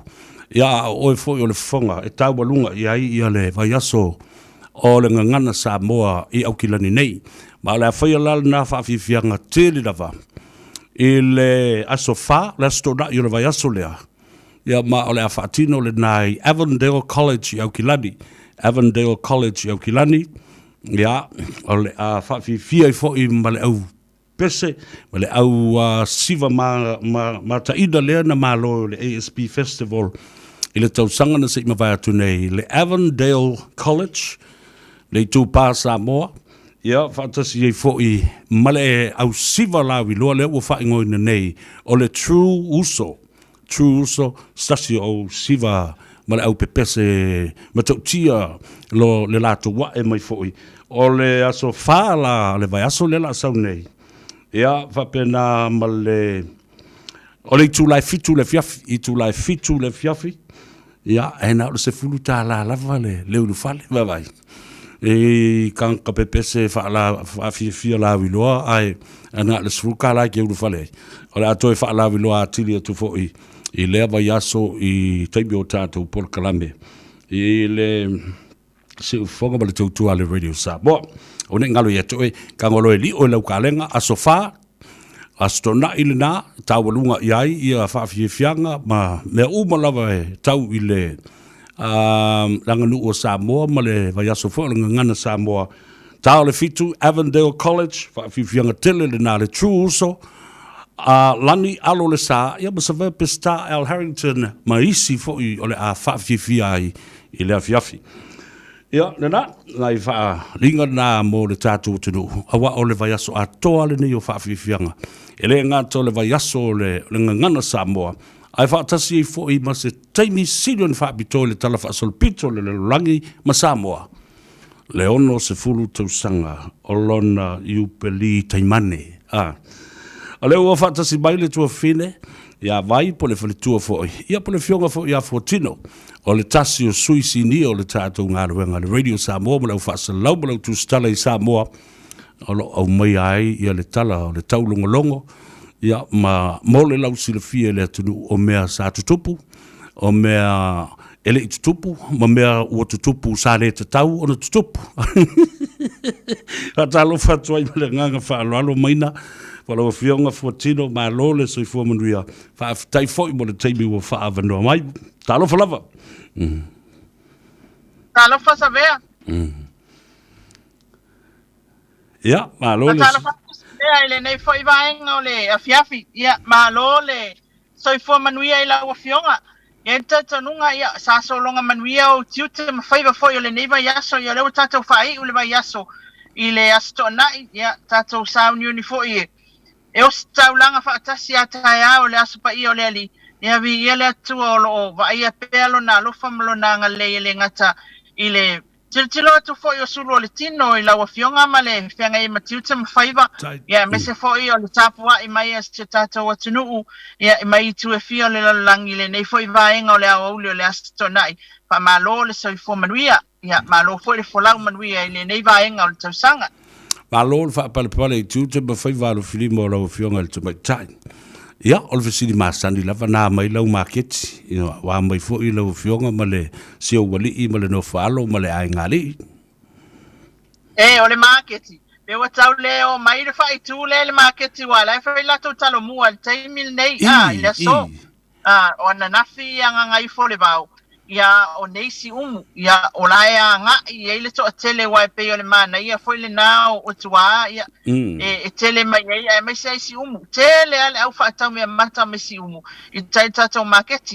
a o le tulanga na le na va ia le so ia pe wa o lai wa pa au uma nga I oi tau mai nu mau ia le no fo lo fa tino I foi o tau mai nu mau ole to ai ngo tu mua o lo fa tino ai ale le tulanga le ai ile talomua le fiango si umu male tumalo atolena ya awana na filanga ngai folba sa yele manatu e fa pe tato teanga ya nafi I tuai le fanga I lato talomua ya petai ya na longo ina loa ile fa temi fa fo se ya nisi foyo o tulanga ole tamo fainga le al tato mtanga lwenga o tinam tai e tu ina tu ia famatu atu masai nia malienga o le lua sala wafe foilea fainga fa vai I le tato miliona ia le lana nga ia ilo ia pia ina ia maua le tulanga lea ina ia mawhaiona wha mawina foi mo tato wha asalaunga ia le tulanga le sauninga le sa whianga ia ima le tato malo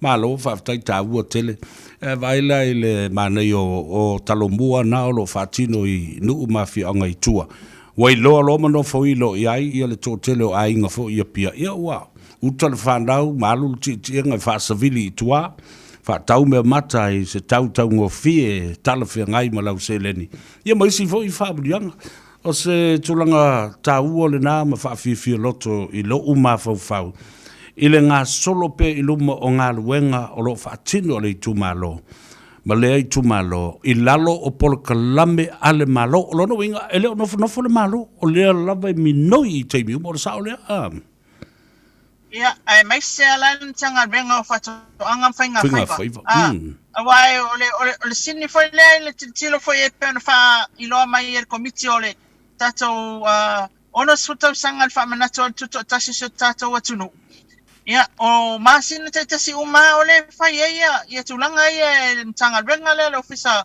o fatu anga mafainga faiva e tama faia na ia le au fatu anga male au faiva ina ia lava ta mafai le atunu o ngalo ina me fanga le wala ia sakup la ku foi ku afale ia mo kwale ia se me ai le se kalo le se fa no winga la ia ole fa manatu ale na male tala e tau longo ia ele o fa pe o malo lo tato fanga malo le nga ia e fa tino ngal wenga ia mo so fu manuia se tato atunu malo faftai bo na tala fio lo o tau longo ai le mamalu o Samoa lo lalam papa au e tunu e fafolesi be mane ia le tau o tele o talo mua nei au le pu e uma mai a mata o fuo faile lenga o folinga o tangata o le mata ngo fie o lau fanua lanu lau ava ia mare tele o fuo fato anga o display vole le fa lau ilo I lea taimi o ia le fia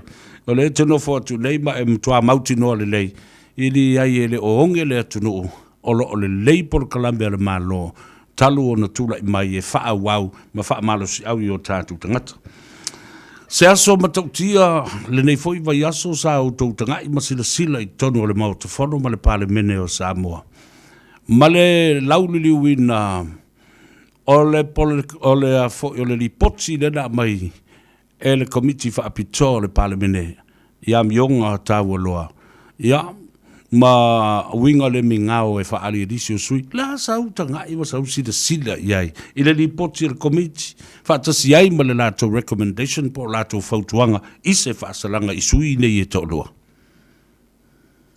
ia fa tai Savea o le tulanga lava ia I le vavea o lea o le polea a o malama i le tae au le fontanga sama ua tala ele imo moe le komiti te ale se kululua i le polea a malama tae au le fontanga ia olai ia a te tilo foi mawhaafafonga foi le tata ua tunu i le tō laulawina mai e le fionga valasi o le tato ripoti lea ia mionga tawaloa ma matautia le lei o le tulanga le komiti i le mataala le mataalia o le tōwhafo ina ave iai le atua o le ripoti lava ia Savea o tulanga fo ile le awhai o lea ua manatu e toi whaafo i le mamalu i le pale mene ia o le ripoti ale nei ua matua whaatu mawina ai lo utatanunga o lo o iai ia le whai mea tonu o le atua i lo tātou atunu e ui ia i le tele o tausanga o tātou wa ipe i nisi o tulanga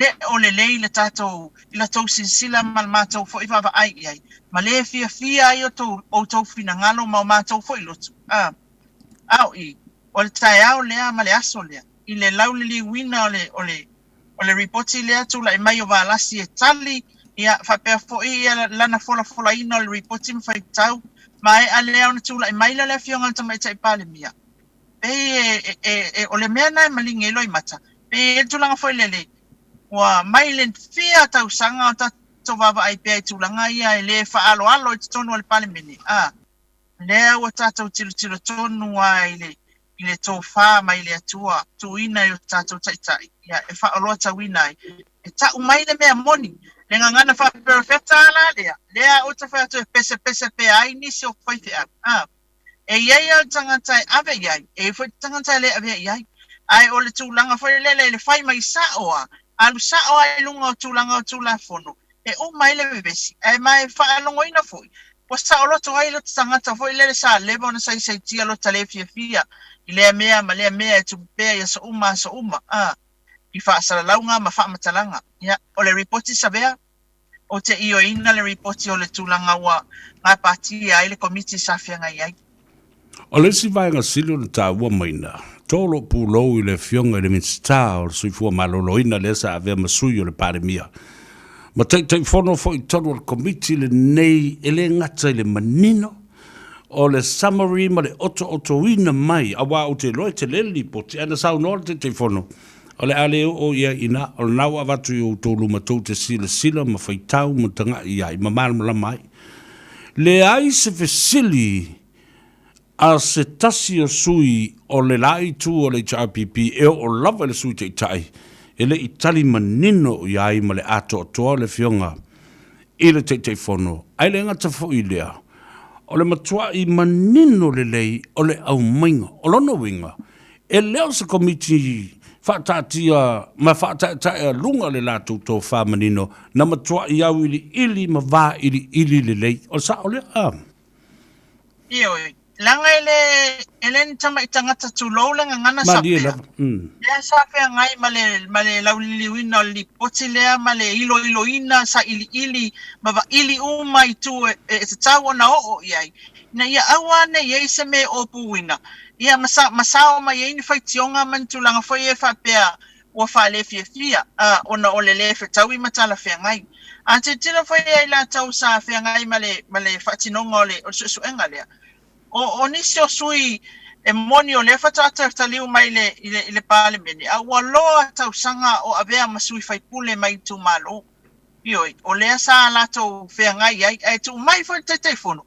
o le kama o le var ke telefono ali sabe el kama au ku ili aka va lo va tai siata vai malai ya fo lo fionga fo i a tafito o le mele te fatua nei o se to mana tua i ola sui to lua le HRPP le sai to tono o committee le na to fa se to angalu mamna o ave ese la tele ina ia le fai unga ma ave ese ai mai ma la saini fa mo mai na pete te pe fa no fa lo mai ya o le ta o le fionga ia se la fia fiu o presau ia whapea foi ia le tamaitai whaipule ia whaimalu toa kika stawas.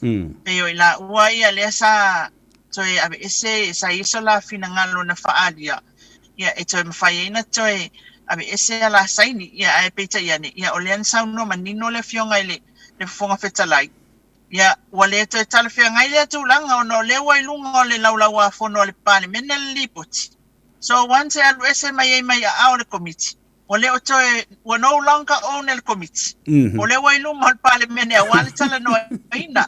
Ia pe o tulanga na ma na ia fo ile le tulanga wa o tele mai loa po le as tulanga na toe sui ai o la fina ngalu ai le sa i o ina masaini uma o le matango final report le masisi le o saini uma i le taimina mai ai le lato i loilonga o le report ia mo le tu ina mai i parliament ai na mua o i loa o iei ia tangata e toa lua wa le sainia ia le mea le na ele fasa le longa fo i lesi fai pule le na fia i lunga fo i lesi por kalame mai Australia o to se sila la ia ele i lo te matango fia a o leo fai mai lesi fai pule na le na fia ia le na le sainia le por le fo i le ia le committee ia lato sui e to lua le sai to le committee to sila la ia i le mea o pua i nei. Ma le anga me tutupu mai tono le pale mene.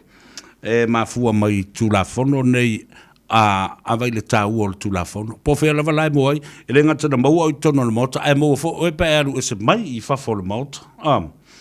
Le se vai ngata ua mai na. O le mele o te fisiringi ane. O le iai o le tangati o ai fai iai sao noanga le mota. A olo iai fo le tulafono. Tusa pe te iai pe e te le iai. A ua umana watu lau tali tusi e le whaatala noa ina.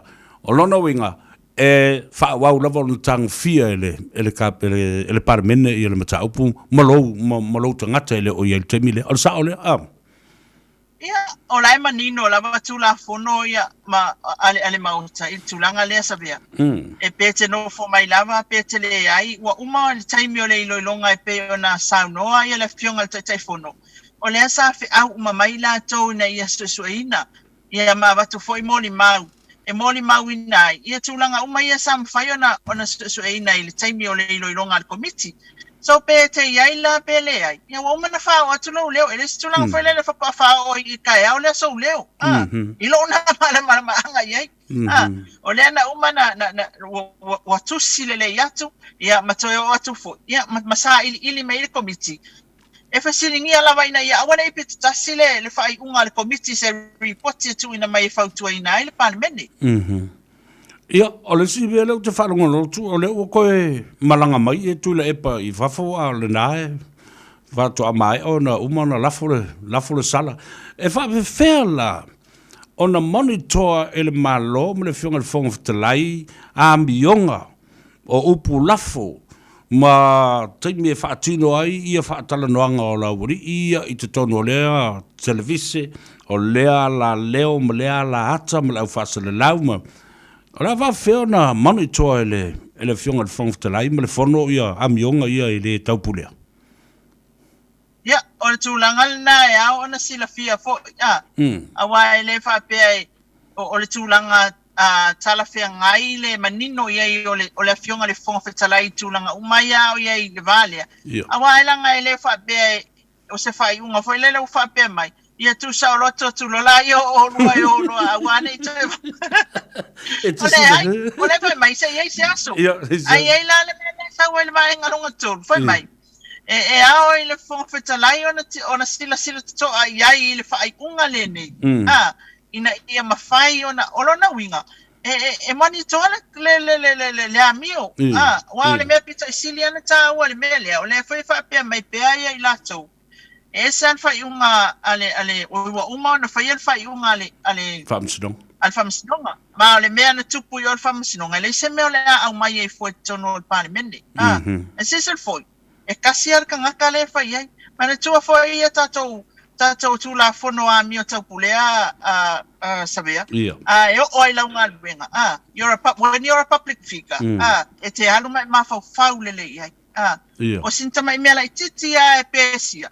Pesia foi lele i sau a mio. E tau atu ina aile to inga tangata, o le tu malolo e tau aveina, o le whainga malolo e sa whai mai, o le pātiolo e sa whai mai, i sau langona. O le pe te e ale le langona o nisi i le tūlanga leo le whai unga. E le whapea o le amio na whai o. Na ise leo le tangata la na whai le amio o. Ise tangata leo la nofo mai no fo al parliament. Ai, o le tangata e tas. Ia, o le si la vaenga na matua manino le lei le saunoanga le fionga le tumaitai a palemia. E le au le unga ma le malusi anga o le whaamsinonga. London whai unga. E le Harmony Agreement po le Deed of Settlement. E so sopo mai i le si vai o le vaenga. Po o le si tu o le whetau ngai o le malo. E ngata lava i o le whaamsinonga. Tau nuu mai lo i nei i le maota. Wal sila whamai. Au te ofo, wa kalanga lai whameo ki ofo le fionga sui pale mia, koe au mai whao ngai mea koe vesi ai. Ma le leiloa, le ai, o lea lava sa vali i lunga o ala o tula fono, ma tula fono le maota ma le pale mene, awa atu whau ai mei ai pea whapea, ma whaatiu tala loa. O whela o i le sao, o lona winga, ele kia tangata ne i so se tula fono, na o le soli, ma whai lole mea lana, e pule atu le e pala tau e ana tanga e whai. Tu sape iai i a tula fono tu mau. E le e popole iai. O whela e kolosi e leino le mea lea maina.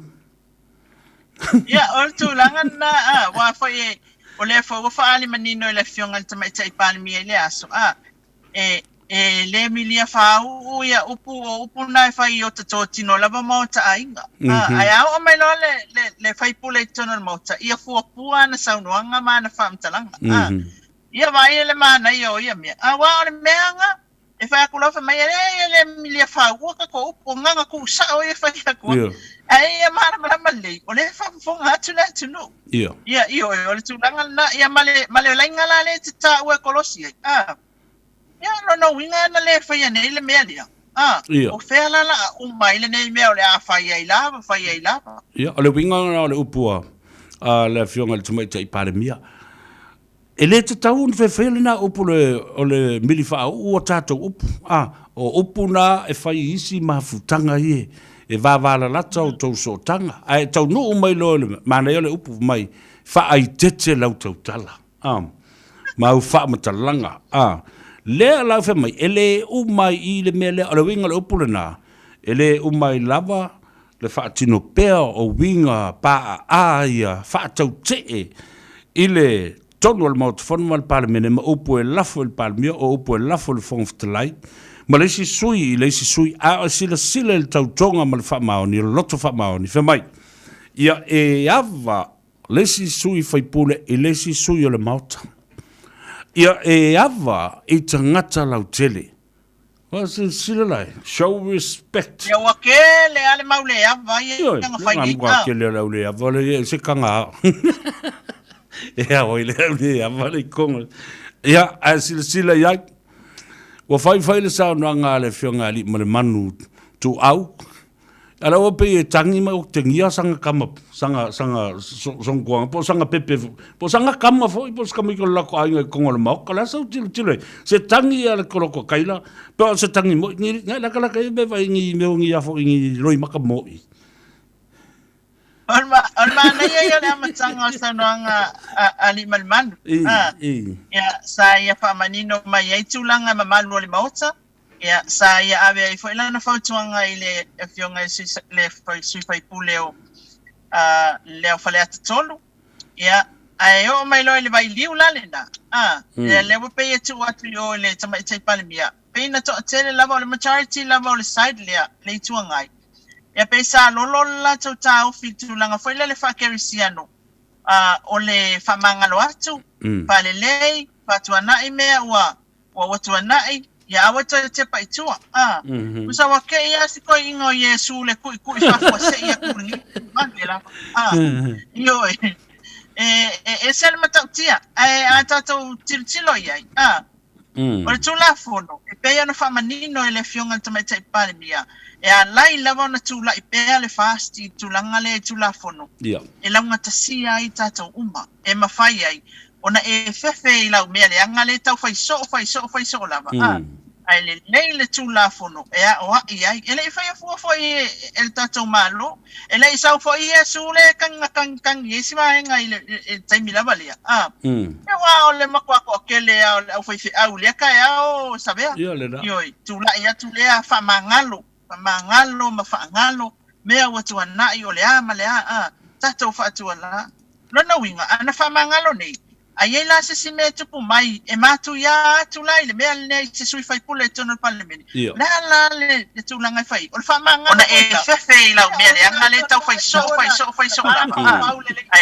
ai la se si me tupu mai e matu ma na ia le sa no anga le fionga ya ali male man e be o lo ina ile vai liu na la tau ma fai mai ai ile sao tina ma tama ta e pai ma au sa le ya Savea sa ole ai la me sa ole me ka ole pae male au la me sa ole kula foi ngale ku fa le ile pae male au ai fa ile me sa o ai tu sai mal tu la fondo ma di la ta wo tele le na awa no toi mai ta watu tu lo ile sa no ngal pa mia awa le me le wa fifi malolo ia le to tele sa no o le tina o le pae male au o lo ai leo lo whainga malo lo fionga le tamai tai palemia ai whai mai le tala le saunoanga le palemia e le tau su e ina so u ai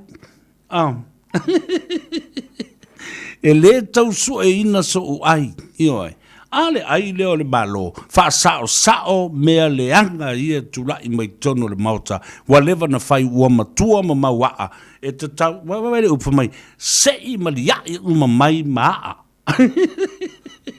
ya waleva te leo na tato tilo i tulanga le Savea o le tau fo ia tua i tulanga le na e sao noa iai i le pae male au li sa ole langa o tulanga le pewa avele gender equality isi tongata e au mai e tulanga foi lele pa ki nga ilo se ale me la fai ai fai mai o e nato se la fia le ya sa o tama ita tu sa ta to nei na tu sa ya tu sa le ai ba e me se makanga sila le akua makanga sila Samoa e ona fa sa ele fa sa o le gender equality fa pea se kua kui ole ai lea o tama ita ila watula i mai i ngale ngai lo se ya wala esa oi mo sing yolo al pat ila lan la mo fa mai ya la wa poto fia me le lu ese mai ya ngena wa poto fia me la me le wa pa ava tu wa pa le firecracker wa pa le wa pa al firecracker ale si vai nga tawo tele mai na wale o tava se vasea ia tono le mauta o le fasili tu lai mai o fea o to yai mani o to la unga tu o lalo fa pene ia tu la epa ma lalo le pule mai si fai upuleanga ai to tele fautua ina ini taimi e fei loa ia la to pati fai po la to fa tui lea la o te tala mai tonu i na o le whaato e se mai i le malo a lale me le aveise o onga i auto sui fai pure le mafau le mingau i e la lafo tala ia la sau tau tilo i mai nei le wingal facility ya o le tūlanga foi lele i le tūlanga i e tono le olwainga whaupwhai le tūlanga whataita ia ya ma le tūlanga foi le peon fai mai fia me se i mai ia aia wa o le mamainga tu ua le waleva ioi nai sui fai pule foi e tama fai atu ia i se fautuanga ma se tua lalo ia ai tangata e long sa ia e tangata matua le fia long sa ia lava ia ona ye lolo tulanga foi na le wa fama aina ona le e tu ma walunga la velona fina ngalo e sa o ale me le fina waila la ia la au mai lai tonu i tulanga le ia e tate alofa ia ina i sui fai pule ioi awai e pe ana ta we balas ya iso le tu ya le sa ye tono committee ola fina wa tu ta ye sina fina mai tolu full masina ole fa salanga le so ole tu langa na Savea ma wa le lipotina le lipoti ale committee ai mai sela o to inga fa salanga ye na suggest lea na tongi fo le mai o isi te vai ave ise full val masina ave ise full lua masina ave ise lus full fa ave ise tolu se full masina le indi alauni le ai ni tupe o tongi masani o sui fai pule le anga va I so se me alofa mai a fo I tu inga fa munianga baila I le lofa tele o le nae e a fo ia fi me le fai unga komiti o le a na ona tu fa tu tala lo le tebile nei se ia se tai au ai o le a mata I tu ina fo I le parlemene ma le fonf telai ia pe ia se taua le fa salanga le nei pele kia pele popole iai ai fa o pea le mingao ma le I tu I le parlemene ia o le lawa o le piliota e va ai to ia ia wai e sa wai le sa unanga fia me ia awai le tai ia na tu le tai ia na tu ia le ata tu tilo foi tato ia wai e le fa pe e o mai tua wale wa fa sala wale to ia sala no fanga no foi tono al palimini on va pero ia sa o loko ala me ne ai o la foi tilo pengi reita foi ngai la ka fa mai le ka vale de wa kul mele le ku pungi io tiro so afo ia le palimeni ai mai sei o le fonfatalai po o ngale le tulanga na fai nei o ngale mele o fatu watu ia o le ala wa ma watala ia o le wata ave le peta o pul famasino ia mana ia awa o le mele na o tilo le famasino ele process o le apili lea whether the process was satisfied pena familiaina vaenga o le tula fono e lima te ina ele pale mene mele to fio lana komiti e tilo mo sila ile process o le su engalea ai mana tua foi awa o le fonftalai e te tau o na muamuala na li poti o ile whaamsinu sili ina ia watu la wali ia le ututuli e tu neima wha malolo ua umana ta oto au lape ale a fionga le fonftalai I o le whaamsinu sili ia na tu la ia leo la wali ia po le ala me fai wai whapena umal mena tupu ia oloma ele I faias komiti na on tutuli wha malosi ia fafo mana mawhala ola nunua ele I o la ele averea la se li poti le fonftalai o ele whaamsinu sili ai o a ia olo yo malati no momoli la ua mata upu ile fionga le famsin sili sawolo malatali ile fonftalai vai ko kulia ku ya kama ese se la me nga fai ese fa ngo fienda o se upu fa pena ia o le tulanga na ia o mai lola ia ile court titilo tul famasinonga o le mta upu le na fai unga o le ala na fai unga sa le se fa salanga en convict pa maunia so tu la fono tu atu no yo al palimeni o la sa o le process na ria ina tu le committee su ela tatu fasino ina ia va ili lo o atu langa na nga ia committee e o el suspension ia lena fa lama ma fa manino le mai vala so I lo la tatu nunga se wa la va ia me ku ia so io malolo fasina la malolonga ia malesi la mea le na o le ala mata tuina nei o fea la vale mea o e kalangoa pe kalangoa le ava Samoa fo le makeki pe o ingi ka faonga mangi e vanga I fale pia me va pena po le whaatala noina I lungo se newspaper po o se televise po o se ala leo leitio po o lungo fo le social media ma I la tau wa vaila le sila lai le mea lea awa o isi le tio ia na fa e le ngali na le isi di le fa tal no mai to ina le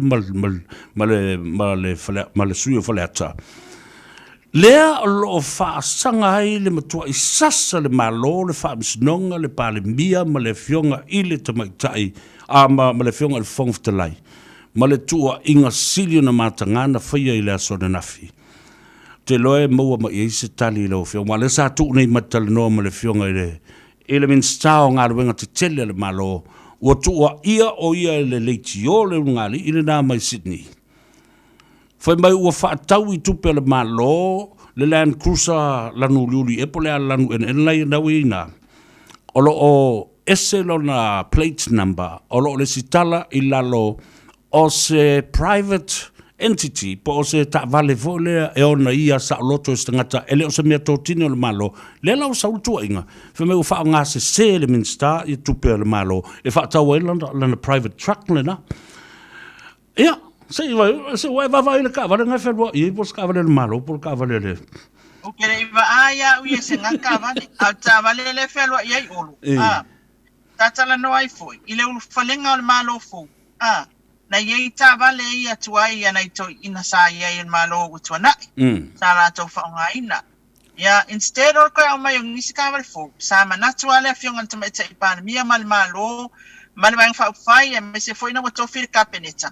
Fao ngā ia tā vale o le ni tatou tupe. Ia lana fao lai fao ngā le taimi nei tā vale lava ia lea e tā ua. E le ingi ngā len krusa, masano isa len krusa lea li ngā whemelanga le kio ngā Australia, ngā whasea o me mapa fao tanga. E ai ofia whakausa ngā len krusa whapena. Ia e le whapena o nā lana whape mai le fionga le minsta. Toi titi au na umala leo le ono sa ilango leo, o ta uleanga ina o ia.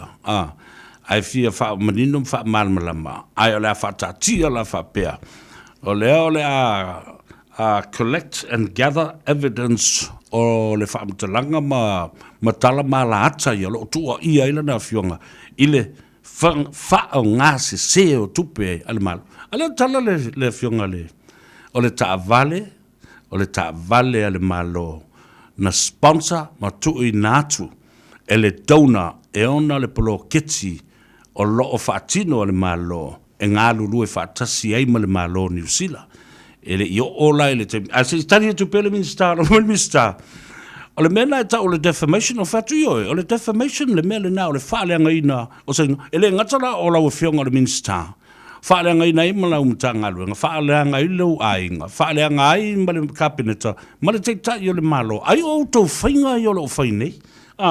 Ya ole motua I ole ya wala laki afo ole minsta ese le to ya excel fiala esa ve wa ova kele la le fia ki ole ali nga ya skaria ile ka vale foula ulunga maua mai le tona nga yo e lo ki awa esa wa fa yo polo ke timena e me fa pena au mai lunga o tulanga na ya ole malia yo le mele tupu Savea e mana tuma manga fa pea se fa ya kura kala ngala ene lo o na ko e lo atu ole fasile na ma le fa mo o le tanga le nga I la fa ti nga le ma le tulanga le ya wa yo na sile ele fe tawi se fa matalanga le ni fa vai ya le mane ola la ma tai tu pai ko nga me la nga le mo ni to ku nge dai yo la ton wala le na wa so se taile toi fatala noi e toi la epa ma la le pule lungo so se por kalame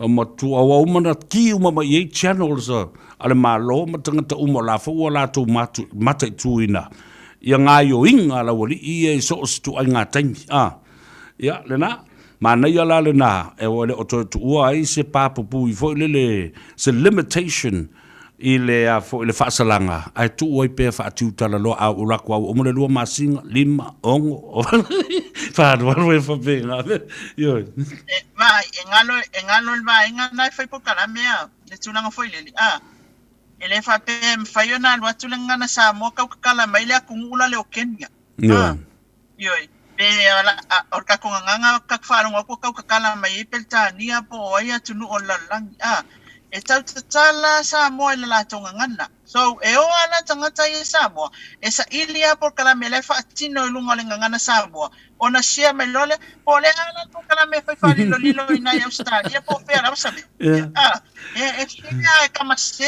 yo ilo uma kwa ni Samoa le na yo talo fight le manatu e sisi baenga te fia tala noai o ale o mai ona ta vase foi tonu le mauta ya matulanga foi o felafulafo inga le lava yasu ya ta ua tele le manino le o le whaafonga le atunu ai mese nei ta mam tina matutua foi e malamala mai I mea ia lo o tātala noa ma whaaso ai ia lo fionga tu mai ta o le tulanga ile so e matango fie fo ia le tātou atunu o e le ngata o talo mua. Ia o ana nafi sa fono ai ia le vaenga foi lea o le au fai falitan malo ia ma le Samoa tourism industry. Ina ia mawhai ia o na soalau pule I issues foi o lei ta tala ina tātou pora ta tala atoa I le lanolangi ia au kuso setema. Ia ele mawala se tātou tūlanga ile fontanga lea o na o lea sa ia ile isi fontanga sa fai fatasi lava le Sheraton. Ile tūlanga mātango fie wa iai ia le maketi foi lele a le por kalame foi lele Samoa Victim Support Board to manga mo e po pongatia. Lewa mawhai o na iai la to maketi online. Mana tua fo ole tūlanga le I naitina wai pe ia Savea o upu ele avane ai upu nei. Lulon tangata no fatane fe mai ola le polonga le ai ngolongo lua. Finen ai no foi tua o nai naitina ia no foi ainga. Ai le por kalame la Samoa Victim Support male awai ole EU European Union e famalosia e ala ia lato sosoan. Na fausi ai ina ia fatamau ainga limo o tina no fotani. Ma ia mawhai awane I ola whalangolango foi lele.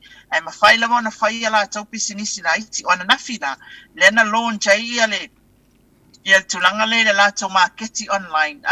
Ua mawhai ai, ona tilo mai, masirisila mai mo mai Samoa lalangi atoa. Le whata wina o la tau whalalili I ma mea tau lima ma mea nā naitina. Ina I mawhai whana oka mai online mo a ingai Samoa nei. Ia, au lea sona.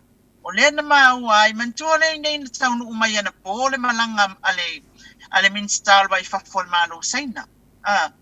Ioi, o le tulanga le na taunu umai ia, o le ai asi mai Samoa, mai ai la ia malienga ia na saini nei le o uli nei. O nisi o fesosoani fo ie, fesosoani me ele malo saina lo tātou tunu whaataita inga, ia e pei ona maua il malo wa tuana ia le fesosoani mai o saina i le tātou whale fo ile le tu whaatasia ia nganuu I maarifa. La o toi titi a mai a masalo o le o toi mamaua e tala ina le fo ino fuanga. Ia o le situlanga na maua nei, e tolu ia vaenga, o le maua le tasi o le whaatali le press release. Ona leanga na whaasa ia tu stala ma le au whaasala lau. Ona whaini fesili, na le pau ale mea na whai o le photo session. O le na whai ia e po ngata, ile saini ngā lima lea na saini ele so. O le isi la tulanga na o le ala apsasoa ni mei saina. O le forensic, le vaenga fo o le forensic ale matanga ruenga o leo. Ile whai o tulanga lima. Ia wa so tulafono ia whai o fingerprints. So o le ala apsasoa ni mei pei o ni vaenga fo ia le lopo ni equipment or tools. Ia o le o nga fo ia e learn mai e tatou leo. Ia e whatupen malo saina. Ai ole abatu le au telenga le press release pa o mai ia matato wata fo anawa tu ina tu lunga se tato wata mingoila titina po le video ia ile tulanga na ia na leila ile mauta o le Samoa Tourism Authority le fale Samoa tuane o le ofisa o le tourist ia Savea malo tato covid ia was a full tolu afe tato cases tu fatas ia le ai se tato maliu in 48 hours le wakuanga ia ai told sana mon tupu tato cases fo olo solonga manuia lava se tato watunu tilo fo ile fanga solonga le time nei watatala ato ia olo tausia pea ia tulanga fo ia le tutu male nofo baba ia mai sel fai o telefonga o le tafio au ina ia mafai ona pui mai ile fama i o le poviti le se me fa pole nai wa saini le tato rua se lau afekta la le sakele e kala lisiva inga lali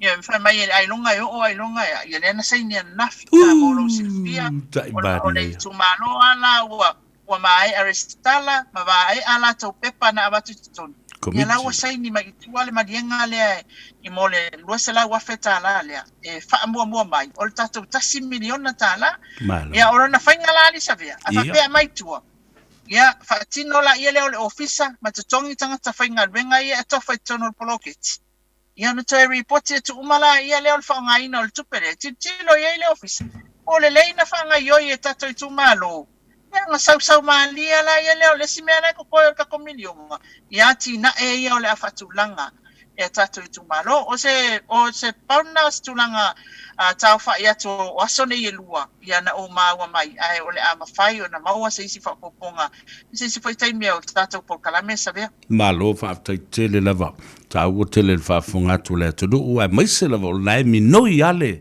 ia le por kalame ma le polo ketile nga le tasile miliona tala wala fa o mono tau fa longo tu pe o fa mautu mai le minstau tupe au ko ke popole le ofinga ko loan ma me fa pena ai olo yai le lo fa mlanga le me le tu inisi tato pa anga i fa foto Samoa em fa no so ni mai le sia me le o te fia tuli lo ina lava ile vai temi o tu le epamalana fa nga malo le sifa le Samoa International Finance Authority fa mai o le company tu mo oti le malo o lo o whaia mai i ai te ngā tupe ma investments a isi company e fia sa lau mai atu no i fafo e lopa ma fafo atu Australia, New Zealand ma po Amerika foi. O ato i ngā tupe ia a o i ai ni ofisa o tangata nei o lau lo i taule nai lau fionga le tamaitai. Ono le mataupulo o vevela le tele i New Zealand le taimile nei o le money laundering. O le fale tā mea tā ai tupe ele sau mai fainga fa soli tu la fono ona emo fo leo le ata o mama tu pena ma fa ta wai aseta ma so isi me a le as sao le sifal na i tono le malo mani ana tupe mana bloketi o a tu nga company o a investment o la to faia i to ton wala tu no awa le o fa longo tu nei le tala e ai company o le stala me investi ai le ai ni o lato physical address, po ni o lato telefoni, mani ala of sorta inga. Ai le lo foi po atu ai ngā service, mga aluenga o lo whaatino.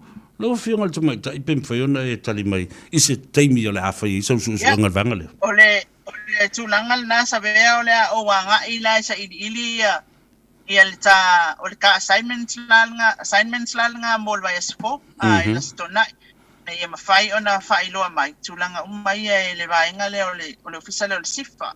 E au nau whapea atu. Le lope e wheo lolo wharkamea ngai ngā se wharkamea po a le ingi. Ani ngai a kau ke le oiloa inga o le kāia ngai kupe lau vaenga ngā makoe lafo aku makoe a. Yo, ai vatu fo saunanga lau whionga le whaltua. Mana tua o le black mark tātou I lalo o whaabau maunga a marketi Europa. Ale European Union o lea ua whaamaonia le tātou solitu la whono ua iai ia le mea ua whaamaonia ai. Tupe e le lea o watu I Samoa ma tatai. Ma toi whaasau I lesi awala ma lesi vang. Le alala le nā o te fia lo I tau I naila ua whionga le whaletua. As a special assignment and investigation into SIFA's business, the Samoa International Finance Authority. Ja, o le turanga le na wa o le o te whanonga tu nei. Ma nei o le mele na sai ni o le whenga o forensic science and forensic investigation because o leo o lava la alua tau sanga pala a atol tau sanga talon maliu ia tu au. A o lea lava le I maua. A leo whanonga tu nei. Wa maliu whafose I le na aveina le taavale. Le na alu I o le ofisa o leo matau iai le matau pu. Na lai ona whaasau I lumo le TV tas. Whea la o iei tangata nei. La le me o nofo ai ai leo mai e whaile la tō muni mau. A whau oti whafose I le avata vale lea. O lono winga, e mamala lava upo le atunu u, I mea whapene I e fiu e whau fiufi. E ai ale me tupu sesi o tau, mo e tau na a fia le whalavelave nei. Sao no, I maina le mtaupu le. Ya, o tala na le na umai. Na umai fo I atea, ia la mana isi a whamatalanga. Ia o le watu ina atu I leo malato suenga. Mali. Ina ia mai ona ngai ai la lato suenga ni se whamatalanga foi na tu ina mai.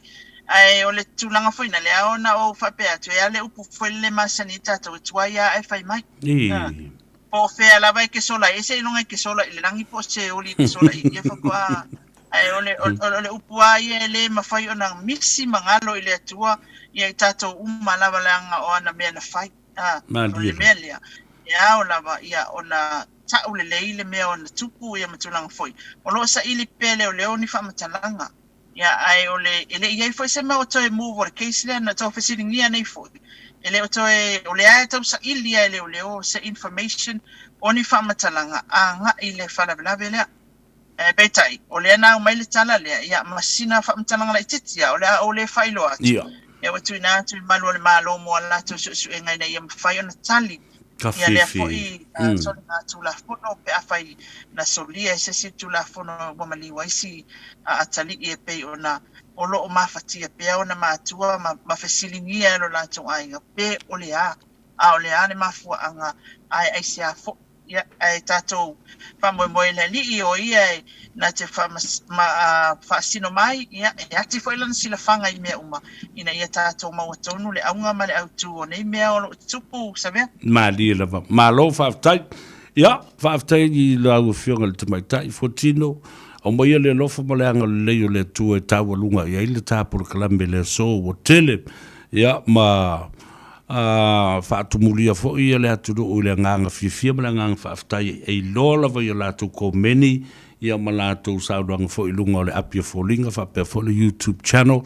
Very appreciative of the efforts and how we come across in terms of dissecting news and the different investigations in Samoa in terms of political crisis, the political gain and success stories of Samoa.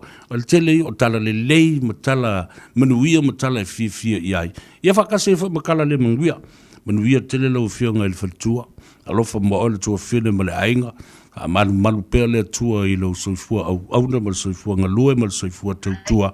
Ia avese fo e le tua tang tungutu le ala o lo puriti ai le ngā ruenga I lea taimi ma lea taimi whawhita auri umana I anga le lea I lea tua ma whaalao le ala ma whawhaingo fia me uma manuia sa pati lea soa tai au ta whilua I pea I le nawa yaso manuia fo I ngā ruenga tau amata le vas fo ia ma le tātou wanga atu le wha manatuina o le ono sfultau sanga o le taimana iupeli o le tātou o tunu umaina manuia tele nei e fiafi. Ia waktai tele lawa lau fionga Savea pesta nei fo iwa enga le fiafi ia il ta por kalame alo fangia le atua lau tau wha maua pea ia awa fo ile por kalame ma Samoa lo sila mai moa mwhaafonga ia ile whamtaltala ina o nisi mata upo e ta ua pro tātou soifuanga ia au nei taimi ia ta whaia e peo na e saunoa ta whailoa ile vai aso fau le alofa mleanga leo le atua manuia tele la sa tai au manuia le tātou ti malofa tele atu pa tai Samoa mai mo mai manuia le whai unga le vai aso ia tātou tō whawha ma le atua nā nei ala whai lo nā sapa ia ia o tātou o whapae masina sina ia whapeo le mamao Yesu Keriso alofa tele atu mai Samoa nei soifua ia whafte tele ia le na le tautua mo oil si ufongo Samoa le radio Samoa sulime betonu a ia o kilani mo Savea pesta after ye le faletua ia on le taimi taua o lo whaavanoa pea wa le whaafonga ma le sila mai moa le tunu I le tele o meo lo tutupu ia le na le taua le na o le whiau tau longolongo e tu manu ai le tu longolongo e moli atu I maota malau whaafatai foli tani eina le nei tutu ai tonu o lo maota malau lawa o lau taamale ia whaapeo foi ia tonu o lau whalewhai ngā ruenga malau ofisa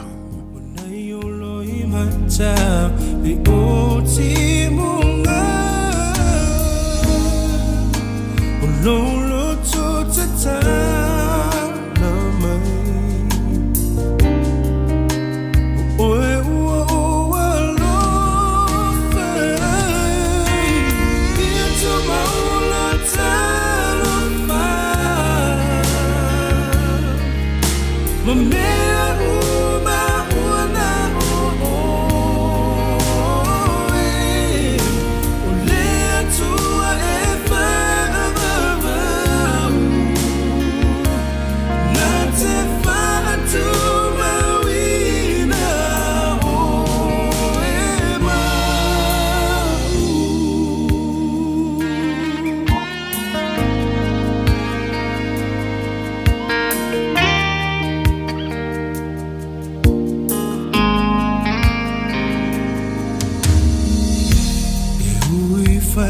ta po eloa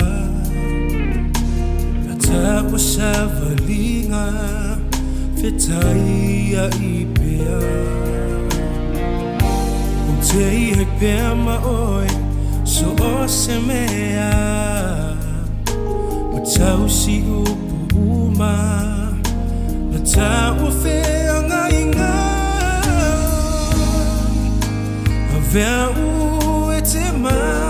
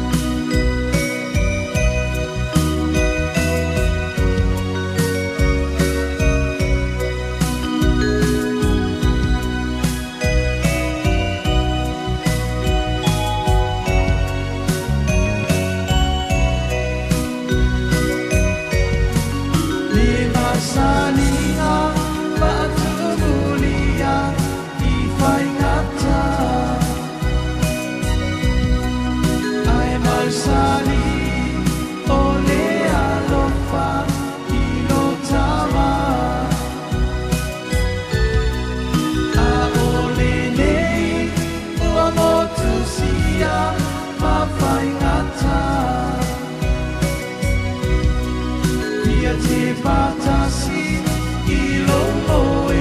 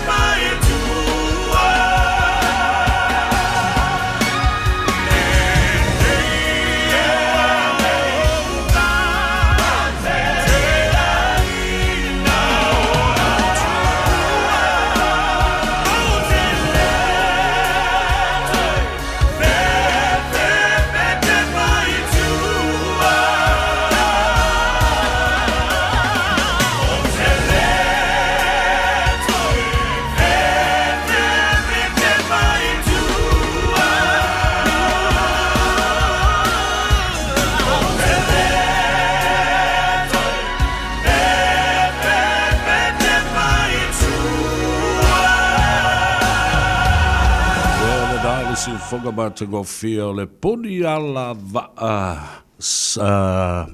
ele dei foi ba ngole tautua si foga sa mo radio sa mo sul lima iva tolu a mo I okilani mo Savea mo le Tanoa Ava ele dei foi ya sto right fa mo lo man via oe ia mo le tau fai ui na fo i o ngā luenga o le aso I tiute ma fai vālef alo filima sa whenga iei mo le tunu fa maloa tulunga le tātou api o fōlinga the Facebook page o le Radio Samoa le Tanoa Ava ia fa pena fo I mo le tātou YouTube channel George Kineseli na whaatali Utuveli fa pena fo I Joe Otago ia ma Amelia Faamoana talo fa Amelia Salote Collins o tone au va malo se fu mria ya ma le to tele le volo o ma futa mai Tia Tawati Williams malo se fu mria Keti Vito ya fa per fo I Ricky Tone lo lava le se fu fatalo fatu na yo matu tua o nei le sunga ya Tavita Keti na foi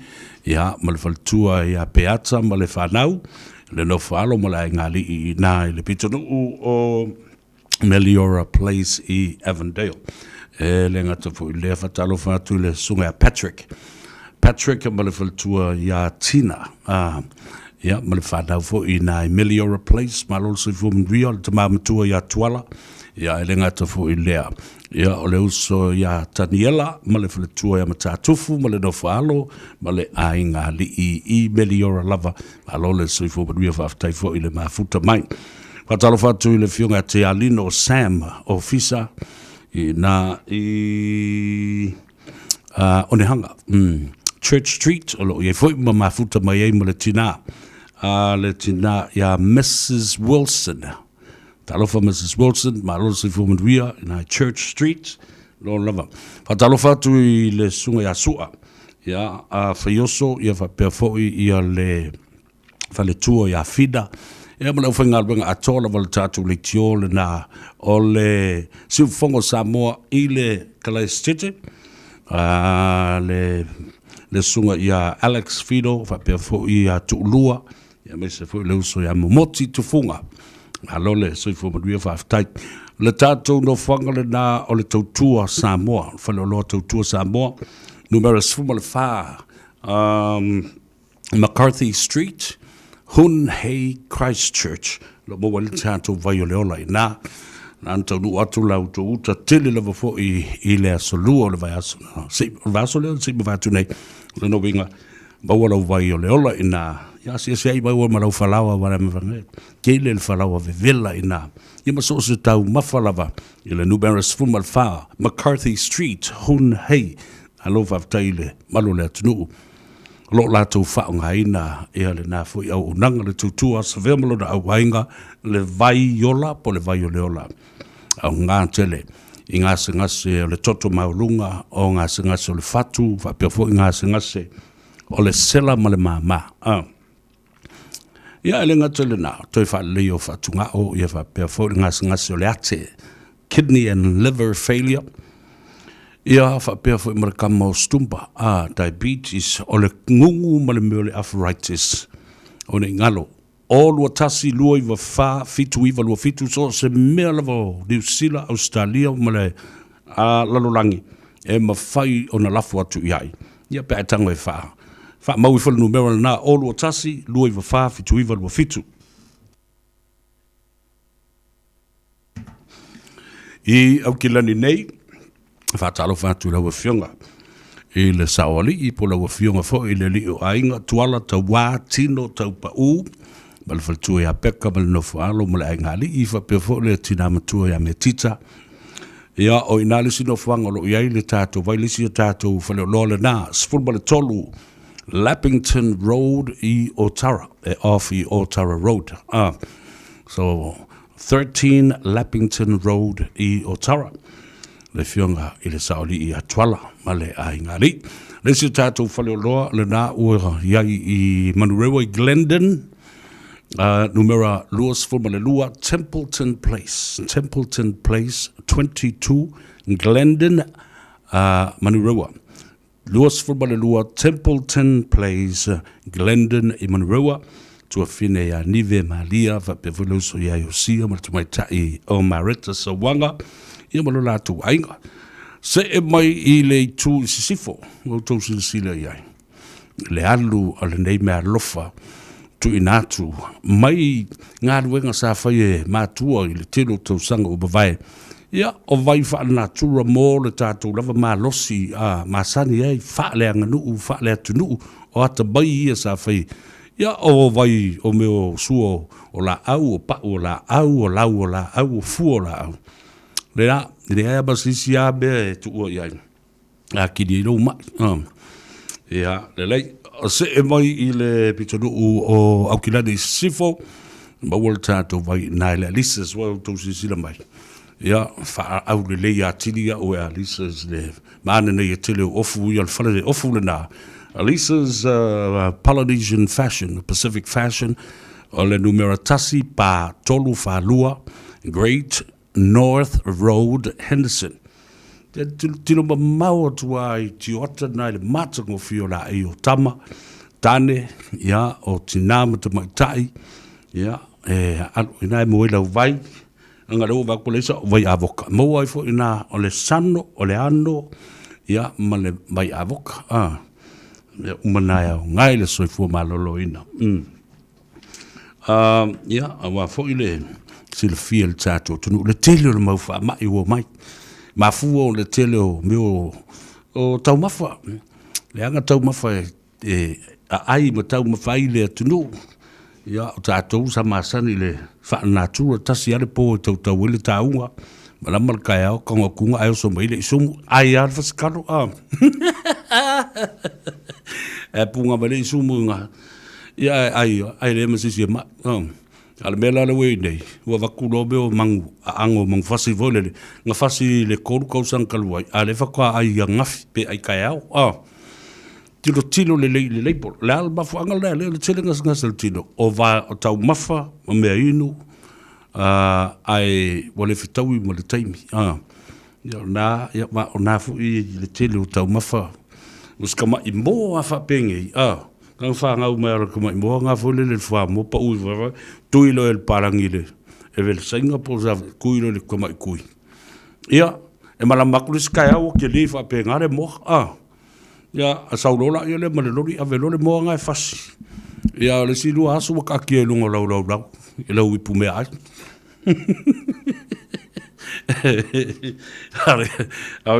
ai sibu ia le na au tara sa mo bu sa ona vatu le tulanga wa fa nati ma wa umi ma wa tele le me process ai ma chemicals ma isi me va pena o le tali o le vai o le ola ia ingo pe fala au nga o le tōtelo tangata o toi li liu tangata I vai wha le natura na nga osi mai I mea sa ola I to tonu o tātou lau whanua naturally grown in our environment in the backyard o lua tasi lua iwa whawhi tu iwa lua fitu patalo fatu fo I bale whaalalo I le tamai a muri angatele tasi Joe tasi ya pole whima fwe atulia pupu ia mali faltua ya soli ya malole so fu mvia ma so to ainga I malfato anga I ina I fefo hunu false fatalo fatu Savea tama no ya fa pe fo le fale tua ya ana malola vale so fu mvia molo malosi ya ngarwenga fo lo fa fenga yai ia le bele pa u ia cha o le tatou fono mo le tatou komiti o le tapenanga le ono sfulu tausanga o le tatou tutu o tasi ma le tua le aso afo I tai au le fiafi ia le tatou fontanga o to seanga o na fatino le o le fa moe ia ma tatou fia I le na va yaso lo mua e le nganta le va yaso o le fa na tuino le ngana Samoa e ni usila nei maonga Samoa Language Week ana yo le uta va tu nei fe mai fo lau malo tau tai ma le fa tua I le tau tai fo lau ma le fa tua I le tau tai ba nei tele le a fo I le theme le nei tau sanga po le manatu o tu le nei tau sanga Tātou te whātustusa fo I tūlanga o puwhai o malo, ma le sāwalinga fo I le tunu, ma le wholaunga. Le whātua I le tua Samoa o tas. O tangata umaia la tau te whiwhia pē langolangoina, le si tuele se mele angai. Ai pei o tūla whono I na whawhau na wha whonga I le tunu o le saunoa ngā mai tai pālemia. O le tele lavo o nei tūla whono na whawhau ma pāsia, whaatope tope. E au noa ma se laule liwina, ma whewhuru sai whala au ma whaina ia tilo iai, I mele lei, ma mele whaale lei, ma ni teu unga e tala whiunga whaatase mleme. Na mea na whai. Whaatope lau, ina ia manuia I nā o se vāenga o tangata lātu te langolangoina tula epa ma lana whai ngā malo. Ai, tu whaatu tala loa isi tangata. Dei se manuia e mawai. Ua na o nai tangata. Ai le o le atunu ato. Ia leo tau se sila iai. Ai leo lava tala tununga o le malo na whawhau e le atua ma tāpena e le atua. I se vā venga ma tautia. I le io o i le poto le tangata. Nao I la tau na whilifili a na whaari ai le whingalo le atua ma le musmusunga le anganga. Tangata tutoa ia na tūla I mai. E la vea I Samoa se manu lava I tātou te tuai. Ai le bulbuli tai pe I ala le tūla whono, ma le whaatino ino le nātau tonga ina ua mai le fast food lima aso. Ia, se mea mata utia le nā mea. Le atua poto, le atua whai vavenga. Ia, nei ulawa I na talia malo ia. O a umalawa whainga na tūlai mai e le whainga malo le nei. O mea lava na tāpena I le atua. Na whaanga ioi atoa I le atua mea uma I ona vaenga ese ina ia minoi le malo mo le whanau le atua.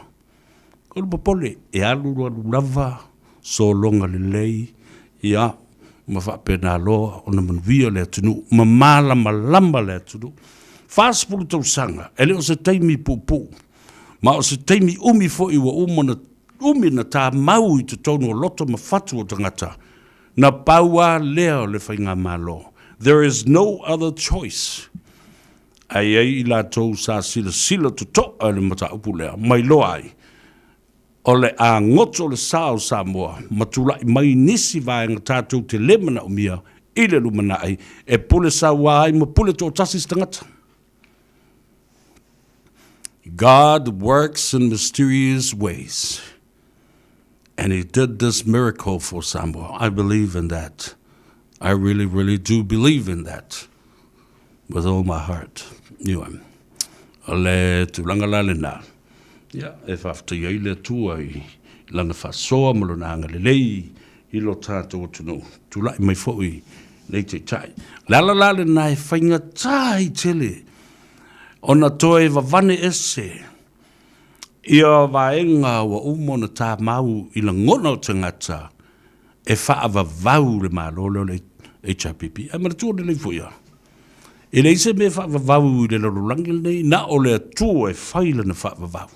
Pe umi lava la. O le mea lava le nae o iai.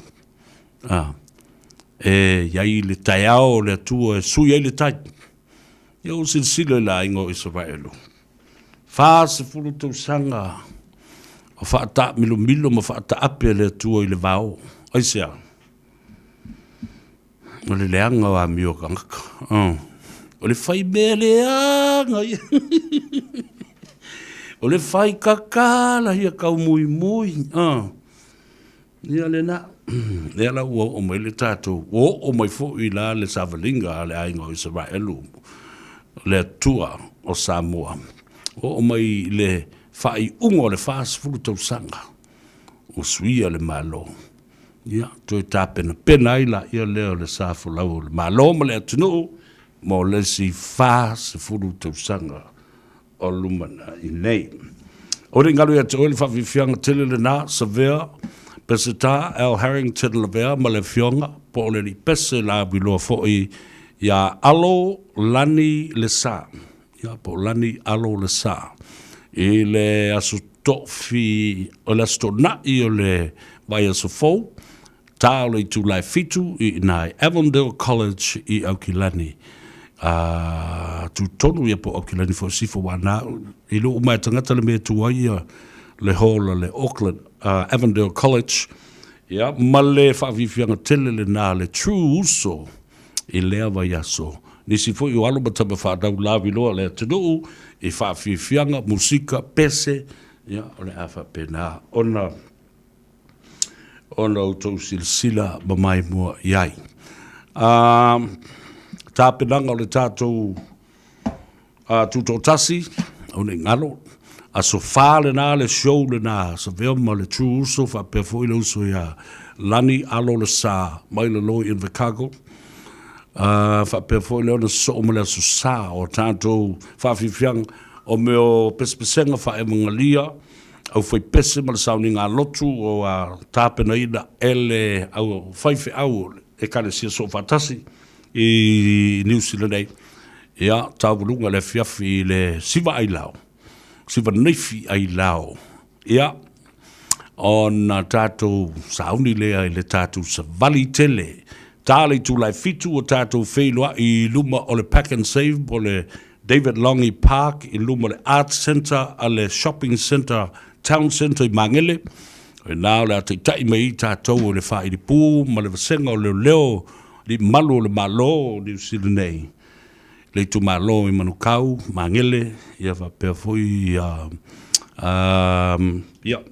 Central Auckland. Ia ma le wasenga o li malu o le malo Samoa. O la tuina ia le ofisa o le leo I le usirinei, ma le matanga ruenga le leo. So, mai ia ma tātou au savali.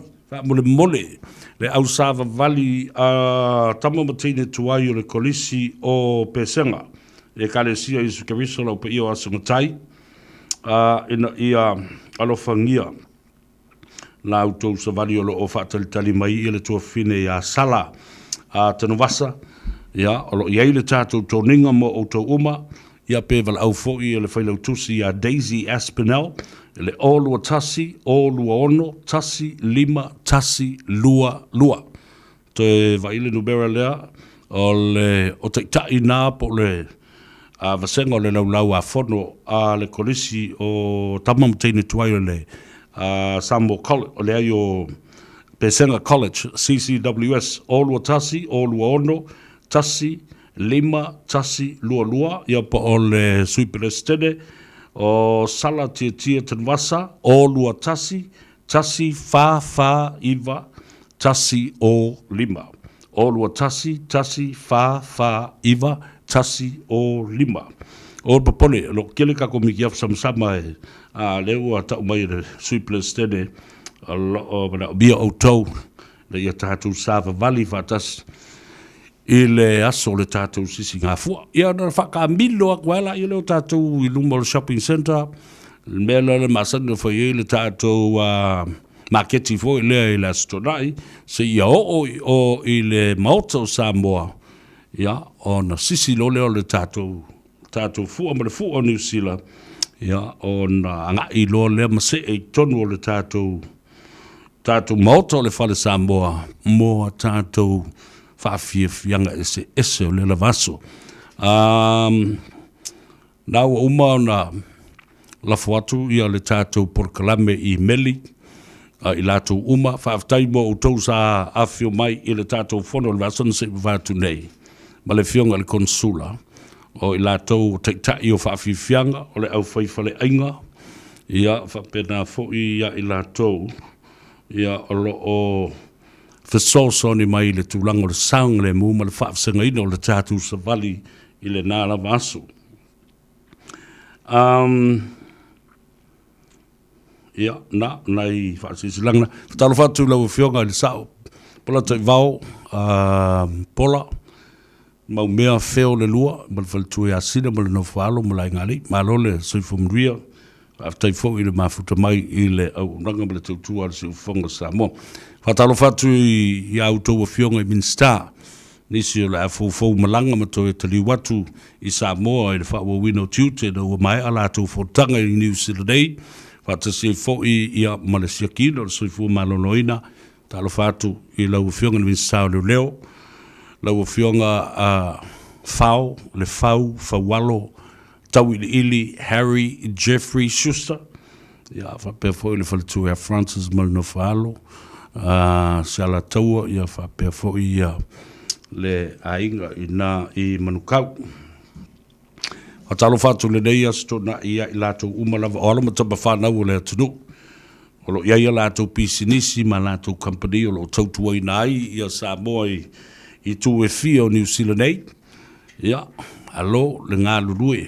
Whaafitai i lātou tautua o lo whātinoina. I le ngata o lo o tautua i Samoa. A lo tautua i tangata lau tele. O le atunu nei. Ia, e mita i le ngona ma le nganga. Ia te utou o lo whaatinoida a inga tele pe o le ulu toa sansa e le lātou fo i au nanga ma le tautua i ngā sengo tau mafa a walu funga tau mafa o le atunu o whetalo loai. Ia, Evelina, te le ngā matamua ma le Evelina's Polynesian Food au nanga le nale le Parker's Catering ma le lātou fo i whale ainga tele e fiu e alu e whai taule. Ia le to tele o le mamalu le tunu o lo whaia lātou pisinisi ma lātou o tinai. Alicia's Fashion, ia, nai mo e whale tātou vai o le ola i nā lo sui nai la ei matango fie ma. O whaki kilo mai, are angala wa mio ia koe kau whale kong fofo ni ngalu awhiwhi nā. La tau iso la ei, whakau i masau vai dea. E matua au ngā le lei i le toi fufulu ina le lei o lo ngutu le masani mo le palau vale mo le tau ba. Peke sau iso kongo ringi whale ia, kongo ki ringi whale. Nā vaile, e le ngata le toi mo mosi o lo ufolinga. Ai o le au le lei o upu ma upu e pa umai lo ngutu. I lo fufonga. Nā, kanga whakai kai, give it a try. And I tell you, you'll find the difference and a very positive difference as well. Jeremy Sefuiva, Malole Sefua, Hanako Lam, Wen Siode, Loretta Sefatu, Peter Stowers, Maria Simoti, Alo Level Sefua Maria, Yatu To.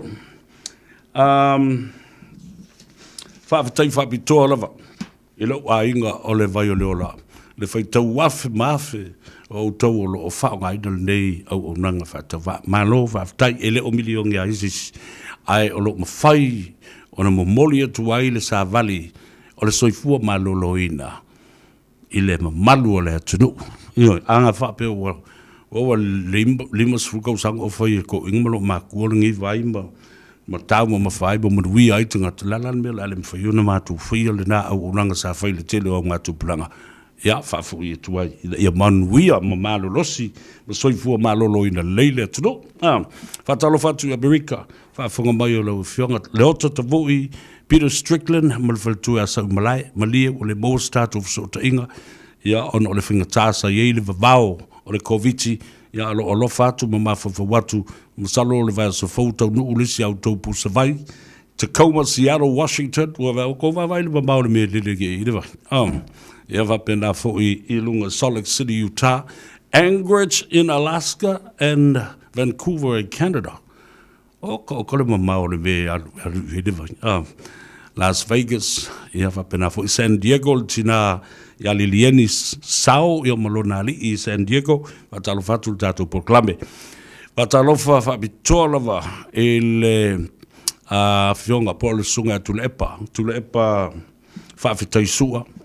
Ia, whapea ia suafuaina ma ila tōlo tautuaina le tiole nā sa o fisosa ni atu le talaina le nā le tiole afe visalau lo afe ma le sufa. Nela vaua ngā solo i le ina tele tausanga o lau tautua. Malo le tautua, malo fole ono sai ma le whaatotoa.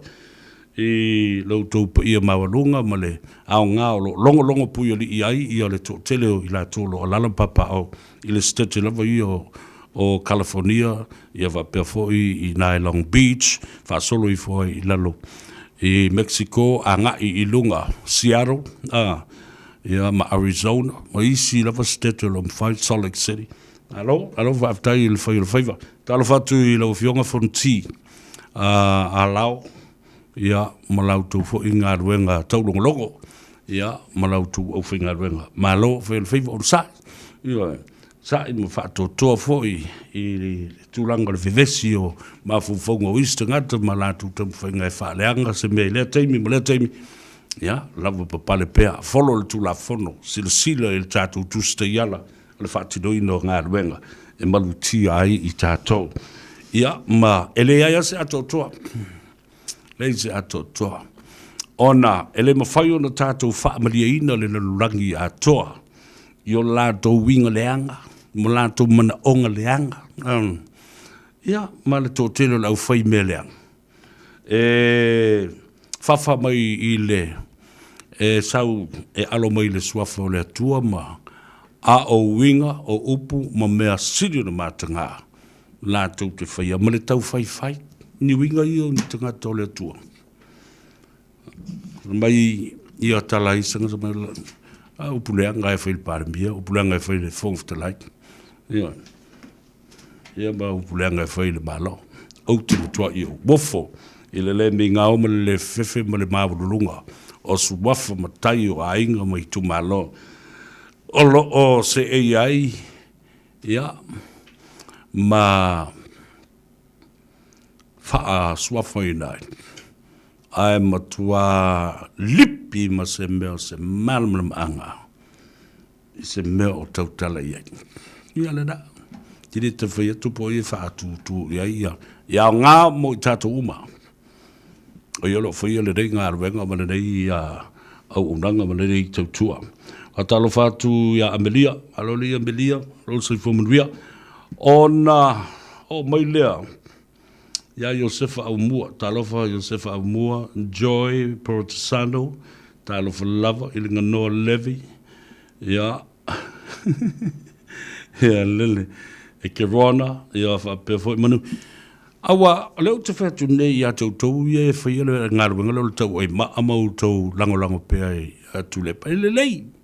A lea lau tau watu ia te o se mea muli, e tau walunga ila u polo kalambe le asole nei e le mawhai. Le mawhai. Ona whaangaluina i ate oela o tala la whatu. Whātu a o mai lea i se tai sili mana matau tia le onga o le maulo lo le mea na pa u iai. Mailo na tūlanga le lei sa tai iai. Ai tā walunga i se mea sili o na mātanga. Ma le tā waloa i se karia a toa o le tautua. The rise and fall of the man himself. Upu nai te vai e re moe le leil tangata e whaalongolongo upu nei o te watua. E matua vevela o malala ola fuole le tatia te whaalongo e. E vevela a, ia le na. No whaba e mawhafo iei. Oi na whai alo kiko. Oi na matai o na iloa. O le a li lifa, ma amata maluane, se ia o lava, ina matua to tolo masifo i le ele. Se tasi la o tala whaasolo pito se tai mailona tu langa mawalunga, se ia o mai lava le whai unga o lana o langa ma le tautua, ua ma pei o se selo i mafu whango tangata, i le mata ngā tele, ma le tau valea, ma le manuia. Savea pesta today, alofa tele bo oi, whabangalo se leo le au na, i anga le leile atua, i lau tau seifuanga lue tautua male au nanga. Manuia fo i whawhiangainga, ai maise o le tūlanga o le launga tāpenga, le upu fola whale nganga le atua i le aso tai ao, a wale soifua manuia o tātou tangata, ia, ai le ngata fo i lea. O whamurianga, mo onga le lei, ma ofo alo whātu i le tua whine i a whaleseu, Vili Kuresa, i le tatalaina o le maa, ia po o le sueina fo i o le whale ulu, o le mali toa i le so, i le whtalainga i a pui whatu Vili Kuresa. Ia ma ave se ai i a le ao po ngi sā, ma ave se a ma tafia e se ai, le nā langi whainga tāsa whenga iai, le loi mata balingi, ma le loi whonga pa u, ina ua pa u le la, ma mafuli le masira, ma pō le nuu. ina ua wala au le tua i le tamā. Ia pui fatu vili kuresa. Ia o mātou mo onga le lei nā, whaafitai le whaafiongainga ma le kalesia le AOG nā i Mangele. Sunga ia Pastor Peter Usu ma le whalatua ma o malu o tafa ma le vasenga o ti akono ma ao. Alo whaafti tele lava le sao nuinga le nei aso. Alo whaatu ai fōi ia te oe seu ma le whanau. Ia whapea fōi tua whine ia whaiu. Ia whapea fōi le fionga ali ma le manu. Harry, ia whapea fōi Vairawanga se eki. Ia ma no me from Australia. Talo whatu, tātou proklame, whaamanuia atu fōi. Le ngata fōi le nā. Ia lo tātou tua whine le alo whaasino ia so alo ia. Anti, whaafteitele,io tātou whiloa le nei aso. Vea fōi lea ma a wana e whasota i ai o tātou ainga. Whaaftai lau tau whaalualo maurunga le ngata le tau mawhitanga le soma le tali ngā sua leo whingaruanga. A meise fōi o whaalolonga. E se leni ia whapena fōi ia pala malo. A wā ia malo whetaloloai. Ia wale mamalu fōi o le wala huria. Ia ma ainga na lua. Alo whaaftai peo le nganga le nā. E le dei aso ia male amana ia fōi. O lo tutua ngane. Ia e wha froe ia le tātou wha moe i le so.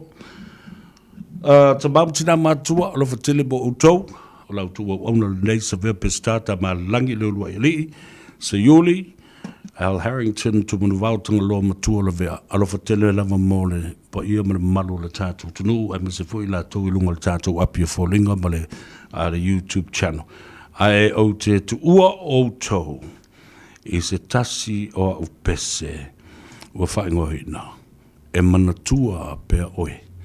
Ia, ai lua e le tua so manuia e se fwoi tangutungutu le ala le matui ma le maangao ia a o ngā luenga o le vai as fo ia manuia tele lau tua ona whasoifua ia.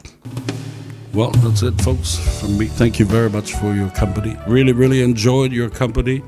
And I hope you will stay online and don't touch that dial because with Talenga Manu, Simon Matafai, and the Coco Youth Samoan group will be on very soon. Good night. Have a great one. So forth. Ae ona o lo ua lofa Mo oele mawhaina ua